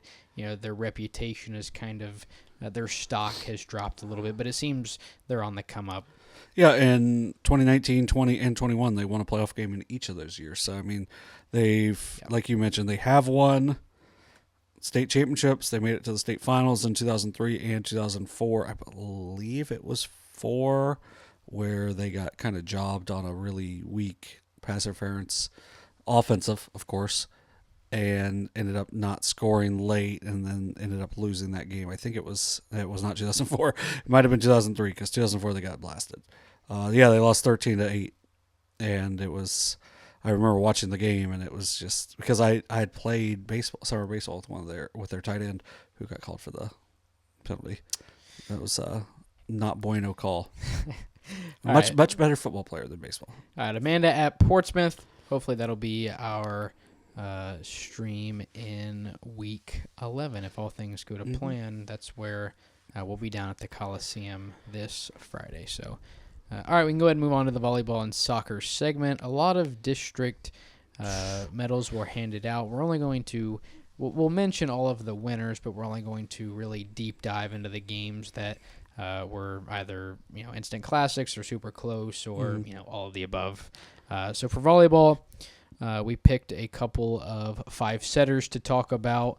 One of them maybe didn't expect it to be a 5-setter going in. We'll talk about that one second. But we'll start with Zane, Trace, and Huntington. The Pioneers as a 9 seed are now heading to the regional tournament next Thursday. No Wednesday. No, actually, it is on Thursday again. As some staffing issues made it get scheduled back to Thursday, which works out. Yeah, that's how it's been the last couple of years. So we'll actually probably have more coverage there than what we would have had, but. Yeah, it's just one of those, sometimes you announce things a little earlier because you think everything's set, but then, but the people at Logan are great, so. Maybe they didn't expect their volleyball team to. Did you know they went 20-2 this year? At the OCC, too? Yeah. That must mean something. They Division 3? 2. D2. Yeah, they're a bigger school. Yeah. So, they were. So we talked about Chillicothe a little bit, which we'll talk about in a minute when we talk about soccer, or football. My bad. But Yeah, so Logan didn't jump to D3 in volleyball, but still ends up being very, very, very good. It's the first time since the early 90s they made it to the regionals. There we go. So. But Zane, Trace, and Huntington, they go to 5. This was the third meeting between the two this year. In the first meeting, Huntington won in both of the conference games. Obviously, if you're not familiar with them, they're both out of the Souda Valley Conference. Huntington won the first match in 4 and then won the second match in 5. So even though Huntington won both, it's not like they just went in and straight set swept the Pioneers. But for Zane Trace, the 9 seed, they're moving on to the regional semi. They currently sit at 14 and 11. And if you didn't watch it live, or if you weren't there in person and you want to check it out, the live stream is still on our YouTube page. It was a big night for the junior Kaylee Johnson. 17 kills and 7 blocks for Johnson, and a large majority of those came in the 4th and 5th sets as the Pioneers jumped out big in the 5th set. And I think the final in the 5th set was maybe 15-8, but I think at one point it was like 8-2 or like 9-1 or something. They jumped out big in the 5th, and it was a lot in part due to the play of Johnson in the middle, right? I think there were probably 3 or 4 straight points where she either was getting a kill or blocking a kill attempt for the Huntsman. Addison Platt, a senior, had 15 kills, and Carly Snavely, only a freshman. There was a lot of freshman talent in this game as well on both sides. I'll talk about that a little bit with Huntington. But for Snavely, had 14 kills. And the thing for Zane Trace is you have a player in Lainey Scott who, is second on the team in kills, both in total and per set, averaging 2.5. Only had 5 kills in the 5-set match. So, expect her to get going a little bit more. Expect her to be much more involved in terms of kills on Thursday. I mean, if you stick Lainey Scott at her normal averages in with those other averages of the other players, I mean, and if you don't know, they're going to be playing, because we're not going to specifically preview the matchups, but another SVC matchup, and it'll be the 3rd straight postseason SVC matchup for Zane Trace as they're taking on Adina. But if Scott could get a little bit more involved, I think this is a Zane Trace team that can compete very well with Adina, who won in straight sets over New Lexington. And once again, those matchups were on Thursday, then they got moved to Wednesday. Now they are on Thursday again. And the first serve for Zane Trace and Adina is at 6 p.m. at Logan. And then for Huntington, right, while you do graduate your main setter and hitter in Leah McCloskey and Casey Carroll, there's a lot of talent on this team, right? So you have Houseworth and Black. Kayla White is another name. Those are all coming back. And I forgot to mention, you also are going to lose Allie Baker as well, who I think is probably one of the more impactful athletes over there. She has played at just about – she's played at the varsity level in every season. Probably underappreciated. Right, volleyball, basketball, softball. I mean, she's there for all of it. She had a crazy softball season. Hit a bunch of home runs, didn't she? But for Huntington, Lydia Black and Carroll, Allie Baker were all really nice at the net. Houseworth, very nice as well. Obviously, McCloskey did a good job quarterbacking it all. And Huntington won the opening set 25-18. They dropped the middle 2 before winning the 4th to advance to a 5th. Weren't those all 25-21? Yeah, the 3rd, 4th, the 2nd, 3rd, 4th sets were all 25-21, just the first 2 going for ZT and the 3rd one going for Huntington. Like I said, the 5th set just kind of got away from the Huntsman, and when it's only to, it's that shortened set, it's only to 15, it's a lot harder to come back from an early set deficit than it would have been if you're playing to 25. But Zane Trace moving on, regional semi this Thursday against the Adina Warriors. 3rd time going up against Adina this season, but a big win for a big win for Zane Trace. Well, and then all the pressure is going to be on Adina as well. So, I mean, it's an Adina team that I think, well, maybe I'm still not 100% sure. People didn't expect them to be there. Maybe they came into the season not thinking they were going to be there. But as the season went on, I think they became more confident. They've been rolling since about halfway through the season. So, more pressure on them than Zane Trace. Zane Trace kind of play kind of free. And when you're getting the underclassmen playing really well, along with like an upperclassman in Platt, you get a nice little run that they've made. And you mentioned with Huntington, the only thing for Huntington is I'm guessing Coach Stauffer. Found out it's Stouffer. Stouffer? That's what Shane told me. Which he said the Paint Valley Stauffers are Stauffer and the Huntington Stouffers are Stouffer, I guess. Okay. All right. I don't know. That's Southeastern. That's what Shane told me. So okay, so we had kind of talked about that, but he didn't say it exactly. That's but right. Yeah, I don't know. We'll go with it. But Coach Jackie. There you go. Might have got some gray hairs this year because they went at least 9 times to 5 sets. I think it was 8. Was it? Yeah, because they ended up. I think they were 6-1 in Okay. 7 and 5 set matches going. Like that's so crazy, but that's just, to me, that shows kind of the grit and determination of that team is to be as successful in that 5th set, because I think there's so much pressure on you at all times, and then also for Zane Trace to be able to beat a team that's so experienced in that 5th set, to be able to get out to such a big lead like they were able to do. And then ultimately to earn the victory. So it's was a great game. I got to watch it as I was watching one of the soccer games that we'll talk about here shortly. But yeah, there were some unbelievable matchups the other day as well. So and speaking of which, we had some stuff get moved around. So there were 13 district championship games in which our schools were playing, and we only were able to cover 12. Now, we were going to cover 13. Yeah. We were going to cover 13, but like a time got switched. Usually that's to benefit the school, so I mean it's whatever. But I was glad I got out to Southeastern because I got to watch one of the craziest volleyball games I've ever seen, which was Notre Dame defeating Western in 5 sets. Ended up being 25-18, 25-20. They lost 24-26. Keep that one in mind. 16-25, and then they won the final 15-11 to win their first district championship since 2019, which also kind of surprised me. 21-3, outstanding season for the Titans throughout. They got off to a quick start early, obviously winning the first 2 sets. But in the 3rd set, so in the 2nd set also, Kerrigan Marhoover for Western, a senior, picked up her 1,000th career dig, which when I saw how she played at the net, I was very impressed with her ability to get 1,000 digs because she was outstanding at the net as well, along with Addie Brewster. I want to make sure I say this name, Chelsea Ryan. That's not the harder one. I believe it was Briley Tackett. Also were really good at the net. They had 4 different attackers that were very good. Chelsea Ryan, like you mentioned, Kaylee Johnson with her 7 blocks. I would say Ryan was probably close to that on the day because she was really good at the net. She timed it really well for them. But for the Indians, they were down 4 match points in the 3rd set. This is where it gets really crazy. So they're down 24-20. They call a timeout. They come out. They won a point. And then they got an ace, which I believe was Marhoover. Get an ace, it's 24-22.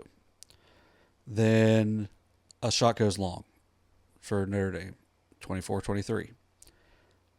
Then a shot goes long again. And it was the same spot. And like the back judge had the flag and then threw it up. It looked like he was waiting and then decided. So Notre Dame looked like they were ready to win it. Ends up going long, so 24-24. And then I believe it was Brewster got a kill and made it 25-24. Notre Dame calls timeout. Coming out of it, the exact same hitting error that had happened previously. Nice. I don't know why. Yeah. Like fell down on the chair. Yeah. The same hitting error that had happened earlier, like the exact same spot also. Ends up 26-24, Western wins. So, pretty crazy. Not the craziest thing that happened. Western coach, Mallory Williams, a younger coach, very into the match, goes down. It's not funny, I'm sorry. No, it's not. But it's pretty cool, actually. So she goes down. I don't notice that at the time because I'm on the far side of the gym. I'm more on behind Notre Dame's bench, so I don't really see it. But the Western fans are going crazy and like their whole team's going nuts. And then a couple months later, I see a pair of crutches go by. And the trainer that was there comes back and says, yeah, we did the test. She tore her Achilles. You tear your Achilles? Like you ruptured your Achilles? Well, yeah, you rupture, so it's a tear. I don't know. But, yeah, so their head coach ruptured or tore her Achilles, then gets it wrapped, gets crutches, and coaches the rest of the match. Same energy. Not jumping up and down, obviously, because, just throwing the crutches around. There was a couple times. So they come out in the fourth set, just absolutely dominant, win that one 25-16. But then going into the fifth, Notre Dame, they're seniors, Bree Hicks, Maddie Entler, Eliza Smith, they come together and kind of, help get their team back together. Coach Detweiler does a really good job with them. And it seemed like they were able to remember that there was a reason why they were 4 match points away. And, Bree Hicks had a nice start in that last set.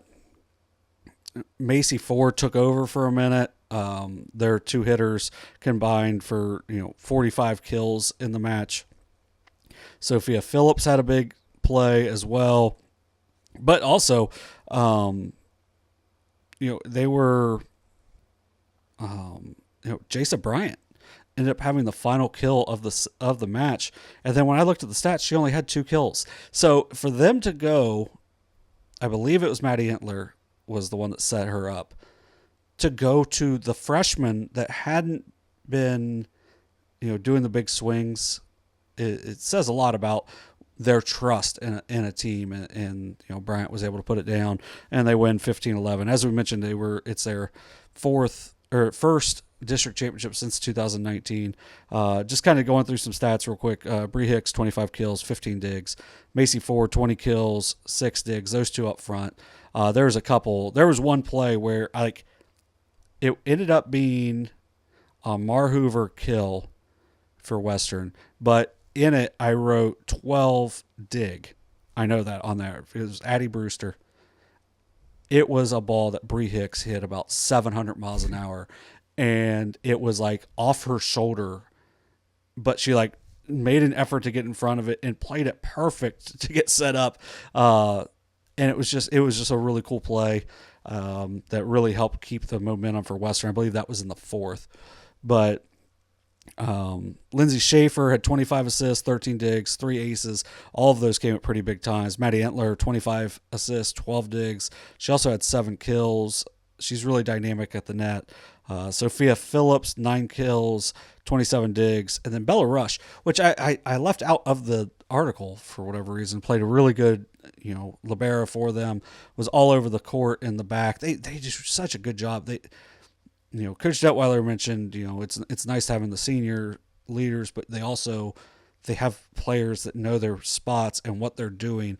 And Rush is kind of a perfect encapsulation of that, because, being able to play that libero spot and do it at such a high level really makes this Notre Dame team even better. And that's one of the reasons why they're 21-3. So, Western, great effort, just super gritty from them, just unable to get over top at the end. So, shout out to them. They come out of the SOC too, but for Notre Dame, they will advance to the regionals. And one of the other district titles being handed out over at Southeastern on Saturday, South Webster taking down. That was actually at Wellston. Although Nelsonville and South Webster were both at Wellston. Yep. So the other one at Southeastern. Southern. Beat Southern. Eastern, and then Warren beat Circleville. So that was the one we didn't have a chance to cover. It was Warren and Circleville. Which I think Circleville won the first one. I was like, they did. I was like, oh. Yeah, they won the first set. So South Webster and Nelsonville-York both claiming district titles. At Wellston for Nelsonville, back-to-back for them. Last year was their first since 2013. Like I said, go back and watch that match with Southeastern from last year. That one was crazy. And then South Webster, I don't know how many they've won in a row, but several. A lot. They're pretty used to winning district titles over there. And then also We mentioned it for a moment. Wheelersburg and Adina over at Waverly on Saturday, winning district titles as well. Zane, Trace, and Huntington was the third match of 3. Wheelersburg opened it up with a straight set win over Fairland. Adina followed that with a straight set win over New Lexington. So also, all 3 of those are on YouTube. Oh, they are. Yeah. So if you want to go back and watch any of those, obviously Wheelersburg, a big one. I guess I should say Adina and Zane Trace open up the regional semi-play on Thursday at 6 p.m. And then there's no official start time. It's just kind of a rolling start. It'll be Wheelersburg and Union Local 30 minutes after Adina and Zane Trace is over. So probably like 8 p.m. is what you're looking at, maybe a little bit later because you got to kind of factor in. I'm guessing it's 30 minutes after the trophy presentation, unless they... No, there's no trophy for semis. Oh, yeah, I don't know what I'm talking about. Yeah, so it's a little quicker in that than it would be for the district finals would have been. So, yeah, it's just a 30-minute start. As soon as that game's over, 30 minutes, the next one starts up. And both of those will be live streamed. I know there probably hasn't been an announcement yet. I would assume by at least Wednesday morning now there probably will be one. But Adina and Union Local Adina and Zane Trace and Wheelersburg and Union Local will both be streamed on the YouTube channel. So let's talk about some soccer. A lot of district hardware handed out at a lot of different schools. Waverly, Zane Trace. I think there were some over Valley. Zane Trace. There were games at Valley? Yep. I didn't know that. Jackson, Logan, all over Southeast Ohio. But first, I just kind of want to shout out the Division III girls district. You know, I didn't see any of them in person, so I can't really go super in depth. But our Carson Francis was there, giving really good updates. The first day, Fairfield Union beats Marietta 1-0, which we thought would be a pretty decent game, but we weren't 100% sure. The next game, Chillicothe takes an early lead on Athens. Athens ties it late and then wins it in the second overtime, which forces Athens and Fairfield Union to play for the district championship. And the first time they met, it was a 0-0 tie, which I feel like I hope Carson appreciates soccer like I would, because like he covered the first one as well. This one was a 0-0 tie through 95 minutes. I didn't see the exact timing in the second overtime when the goal got scored, but Fairfield Union wins on a penalty kick in the second overtime to win another district championship. I believe it's 4 straight for them. So they've been unbelievable. 102-4. They've outscored their opponents so far this year. 3 of those goals were given up to Bloom Carroll in one match, which was their only loss. Now, kind of the downer for them, the team, Bloom Carroll, did not make it to the regional because they lost to Granville. Granville beat them. It was an overtime game also, so Granville is there. Granville's probably not the best team in the region because that's going to probably be Rocky River. But I do think that Fairfield Union has an excellent chance to beat John Glenn, which would be the semifinal, and have an excellent chance to get to the final. You get to the final, you never know, especially when you have a defense that's given up 4 goals on the season. And, you know, that's a Fairfield Union team that they are one of the top programs to play in the Southeast District, boys or girls, and it would be cool if they could make it to the Final Four, which I do think they have the talent to do so. So, for a game I was over at Zane Trace, so I see a 5-set classic in volleyball, go over and see a penalty kick shootout between Minford and North Adams. So early in the game, Minford gets an early goal from Miles Montgomery. Minford and North Adams in district title game. Dude, you should have seen the crowd. You wouldn't have believed it for soccer. Like, it was nuts. The entire North Adams side was filled. Like, it was filled, which was on the visitor side over at Zane Trace.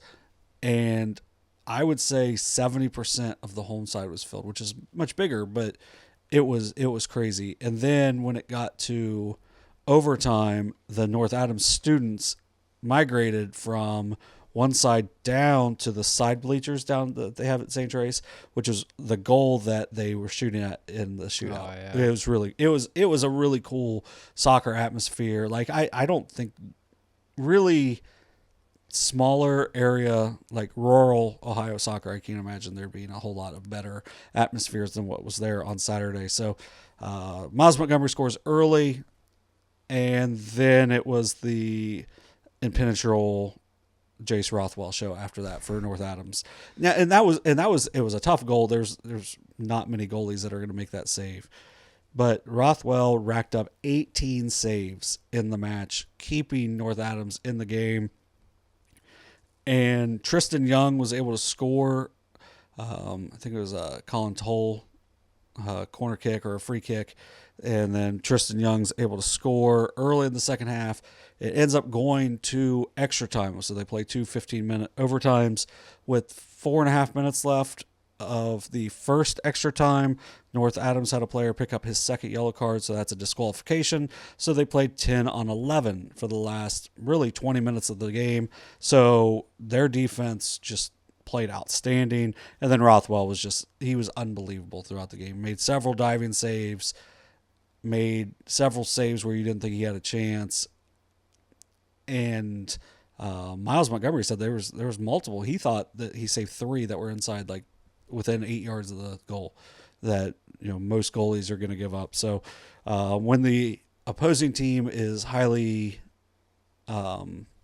especially in high school, talking highly of you, that shows how good of a game that Rothwell had. But it ends up going to a shootout. It would be the other goalie, Cade Glockner for Minford. He only had 5 saves in regulation, but he had 2 in the shootout. And then also a third went over, so I don't know if that's technically credited as a save or not, but he was unbelievable in the shootout, and it was kind of cool. Coach Hackworth told me after, he said when they were in the meeting before the game, when the team's talking, Glockner said, "We're going to win this." And, I'm paraphrasing because I'm sure there's some other stuff in there. We're going to win this. When we do, we're going to go celebrate in front of their crowd. So he lays out, he makes the nice read. The ball goes high, and immediately Minford goes over and celebrates in front of that North Adams section, which I'm sure felt great because of what's happened the last 2 years in basketball. Right. A lot of these guys also play basketball, but you could tell. So there was a play where a Minford player missed a shot, and the next kicker for North Adams came up and dabbed him up. And you could tell it wasn't like, how you missed. It was kind of like man, we've gone through this together. Like, you're good, dude. The goalies were cordial to each other in the time. You could just tell how much of a battle it was. There was almost 30 fouls between the two teams because of how physical it was. But ultimately for Minford, I mentioned Tristan Young scored. He also had their only PK goal. Ended up being 3-1 in the penalty kicks. Ethan Cordell started things off for Minford, made one into the right corner, then a miss, and then Alex Reeder stepped up, made it into the left corner after a diving stop from Glockner, which was his second save.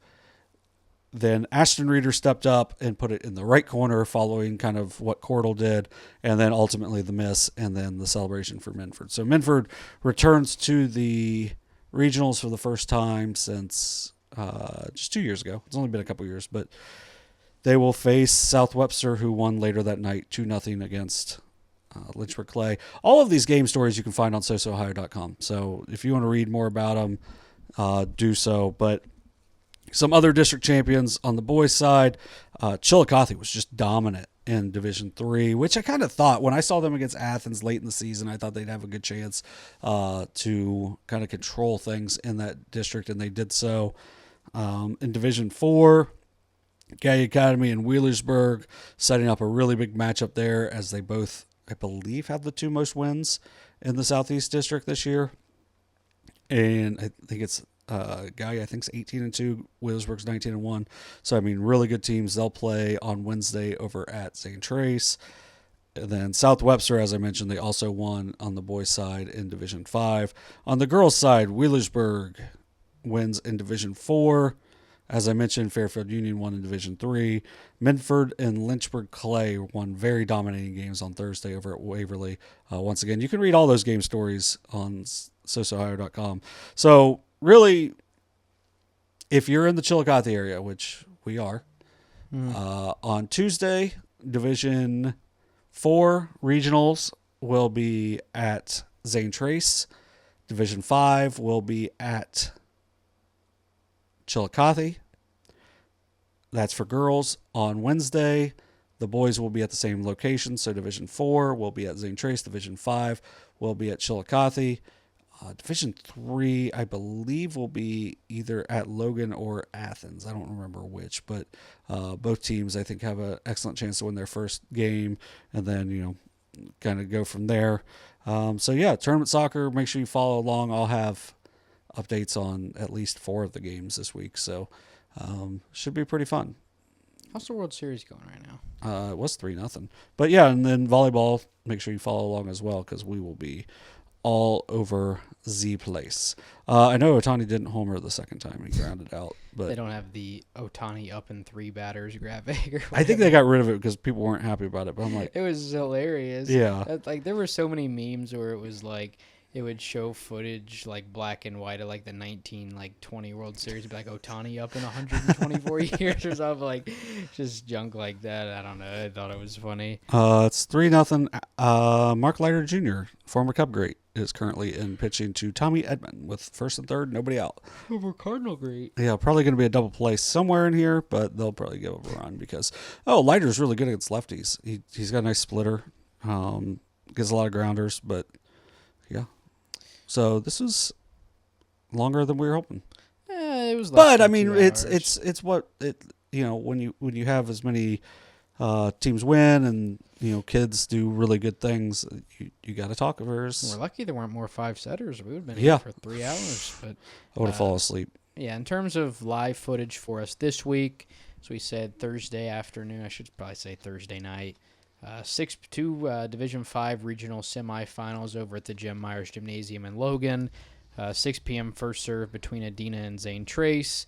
And then Wheelersburg and Union Local will follow shortly thereafter. Friday night, week 11, we're hoping to have an Amanda at Portsmouth. And then Saturday at 2 p.m., we'll have the regional final in Division 5 at Logan between the winner of those 2 regional semis on Thursday night. I might be on the keys for that one. You might. Yeah. Somebody's setting up the computer. Might be doing both of them. We'll see. We'll see. All right. You got anything extra to add, or should we just... No. In terms of episodes for the rest of the fall, probably looking at 2 more. Yeah, I would say 2. Say next week and then the week after. So we'll hopefully be I don't know. I mean... We'll preview. We'll definitely do next week. Yeah. And then, I mean, really, if we have like 2 or 3 teams at the state level, we'll probably be talking about it the next week. Yeah, we'll have a handful of teams hopefully go to week 13 as well. Yeah, so might have a shorter, like maybe less than an hour, although every time we say that we go over like 45 minutes. So. Well, because I'll talk about stupid crap. And like we got Sister Jean over here. She wants to hang out. She likes hanging out here. The McNuggy buddies still hanging strong. Yeah, even though we're coming up on about us. They did. They didn't ditch us. RIP overtime presented by McDonald's. Yeah. That we're coming up on about a year ago of collecting all that those. That was crazy. That was a wild. That was a insanity run of pulling 5 straight. That was fun though. Yeah. I enjoyed it. Like going to I don't go like. I will say the only time I really ever get drive-through is if, like, I'm coming home from Ohio State, and I'm like, dude, I'm so hungry, and I'll, like, stop in South Bloomfield or something. But, like, going to Don's, I mean, I literally felt like a little kid, like, getting the, whatever, like an $8 Kerwin Frost box. Like, they'll give you, like, the little box with the thing on it, and you crack it open and see what you get. But, I think that video of you getting brick is still that video. Yeah. That video is crazy. But what was even more crazy is that, so like there's 6 of them, and we got the first 5 in 5 tries, which like I think we maybe tried to count up what like the probability of that was. Like that's it. Like that's insane that we went. It was 5 like for 5. It was like 1 in like 100 or no, like 12,000. Yeah, yeah. And then I think what didn't I go like trade somebody? For yeah, the you last traded. one? Yeah. Which is the most ridiculous thing of all time. Care. We had to I get love all, it so much. We had much. to get all 6, but we felt like we had to keep them there. Yeah, because they were a big part of it. I still don't know who any of the people actually are. So it's uptown from front to back. Going from left to right. I know, but I don't know what Is it a podcast or is it like? No, I think Kerwin Frost is like an artist, so that's the Pimp Nugget, and then it is the Pimp Nugget with the pencil tattoo. Yeah, you got Uptown Mo, Brick, Don Bernice, Wafatu, Darla. And he really does have a pencil. Oh, he does, tattoo. but I'd never heard of him before. They gave him the Yazuka Kiwami. Is that his name? No, it's a collaboration he's doing. I don't know if I should talk about that. I had no idea who it was before we did it. We also got my 2011 Gus Macker second place trophy. Yeah. There we go. 1990 World Series. Wheaties box. Yeah, hopefully those Wheaties are not in there anymore. I guarantee they would taste the exact same as normal. Probably was just like cardboard. Yeah. We got our the 2021 district medal? Yeah. Let me see. The Unio de Gallia game? It is Unio de Gallia. Yeah, 2021. There you go. Guess who wrote the SOSA article for that? You did. Me. You got a 2022 JV basketball trophy? 2021. Oh, there you go. Yeah, JV basketball went between JV and freshman basketball. We went 29-2 that year. We've got we've got a pretty nice setup. I know we said it earlier, but we got Jack Skellington. His day's coming up. Let's go. John Wind up here. Some more paints junk. We got a Aroldis Chapman with a signed rookie card. Yeah. That's probably worth $1.50 or so. I don't know how much an Aroldis Chapman. Good guy. Yeah, great guy. Throws the ball hard. Also does some other things rather viciously. All right, I think it's about time. Oh, no, Nestor Cortez is back in. That's not good. Isn't that who gave up the Grand Slam? Yeah. Got to get him out of there. All right. At least he doesn't have a beard, I guess. I'd get him traded. That'd be a good way to get traded. I don't want to play for the Yankees. I'm growing a beard. Well, you had the one dude who got his hair cut for the first time in like 6 years and then got cut after 2 games. Yeah. I love the Yankees. Like, would they actually not play you if you wouldn't do it? Probably not. I don't know. They have the same owner? George is dead. Is their owner in the same family? It's his son. I was going to say, as long as it's the Apparently same family. they're like broke. But they own the Yankees, so they're not broke. Yeah. I was going to say, if you know who's not broke? The Dodgers. I'm telling you, when Soto makes $75 a game next year and gets all that a game. Yeah, and gets all that money put off the backloaded. Yeah, backloaded. I'm still gonna watch That's it. how all the contracts are gonna be. I'm still gonna watch every game, but I'm gonna be kind of mad. But like the thing is like any team can do that. Right. That's what I don't understand. I mean, the Reds could sign him for $800 million and just I know, but that'd be crazy. Yeah. He'd literally be 40 games in a demanded trade. I can't stand that. I cannot stand when dudes sign like lucrative contracts with like Dookie Balls teams and then like they get mad when they're bad. Yeah. Like what? I mean, it happens a lot more in like football and basketball. Yeah, I was gonna say the NFL is bad. Like I know this is like a very specific example, but like I remember Brandon Cooks when he was still like relevant and on the Texans signed some like insane contract, and then they were like 0-5, and he started crying. Like, dude, you knew it. You robbed them. Like you took a ton of money. You knew they were bad, and you still signed with them. Like, take a pay cut and play for the Buccaneers were still good then or something. Our guy Joe Burrow. I'm going to take the highest. I'm not going to take that salary. much money, but I'm going to take the most available. And then now they're going to get mad. Their fans are going to get mad at their other players for wanting paid. Right. I mean, they're not going to re-sign T. Higgins. They're going to sign Jamar Chase, but after that, they're done. Yeah. I mean, like you're already seen it with like Chase Brown and Zach Moss. I mean, it's just going to be a running back roulette. Just a bunch, whenever Chase Brown's up, it's the next rookie contract. Yeah. I mean, that's what happens. I mean, yeah, he only took a 5-year deal, but it was when he signed it, it was the highest like annual salary. Look at the Cowboys right now. They're horrible, and they have the highest paid quarterback ever. Mm-hmm. Like, look at it. I mean, be like Tom. Just don't take the most. What's the difference between getting paid $30 million and $50 million a year? I can tell you nothing. Yeah. I mean, I can't speak from experience, but like what can you do with 50 mil that you couldn't do with 30? Right, that like is reasonable. Like buy an island. Yeah. And if you buy an island, not good things happen. No, not typically. Yeah. So don't buy an island. Especially parties. Yeah, don't have parties on an island. All right. You got anything extra? No. All right.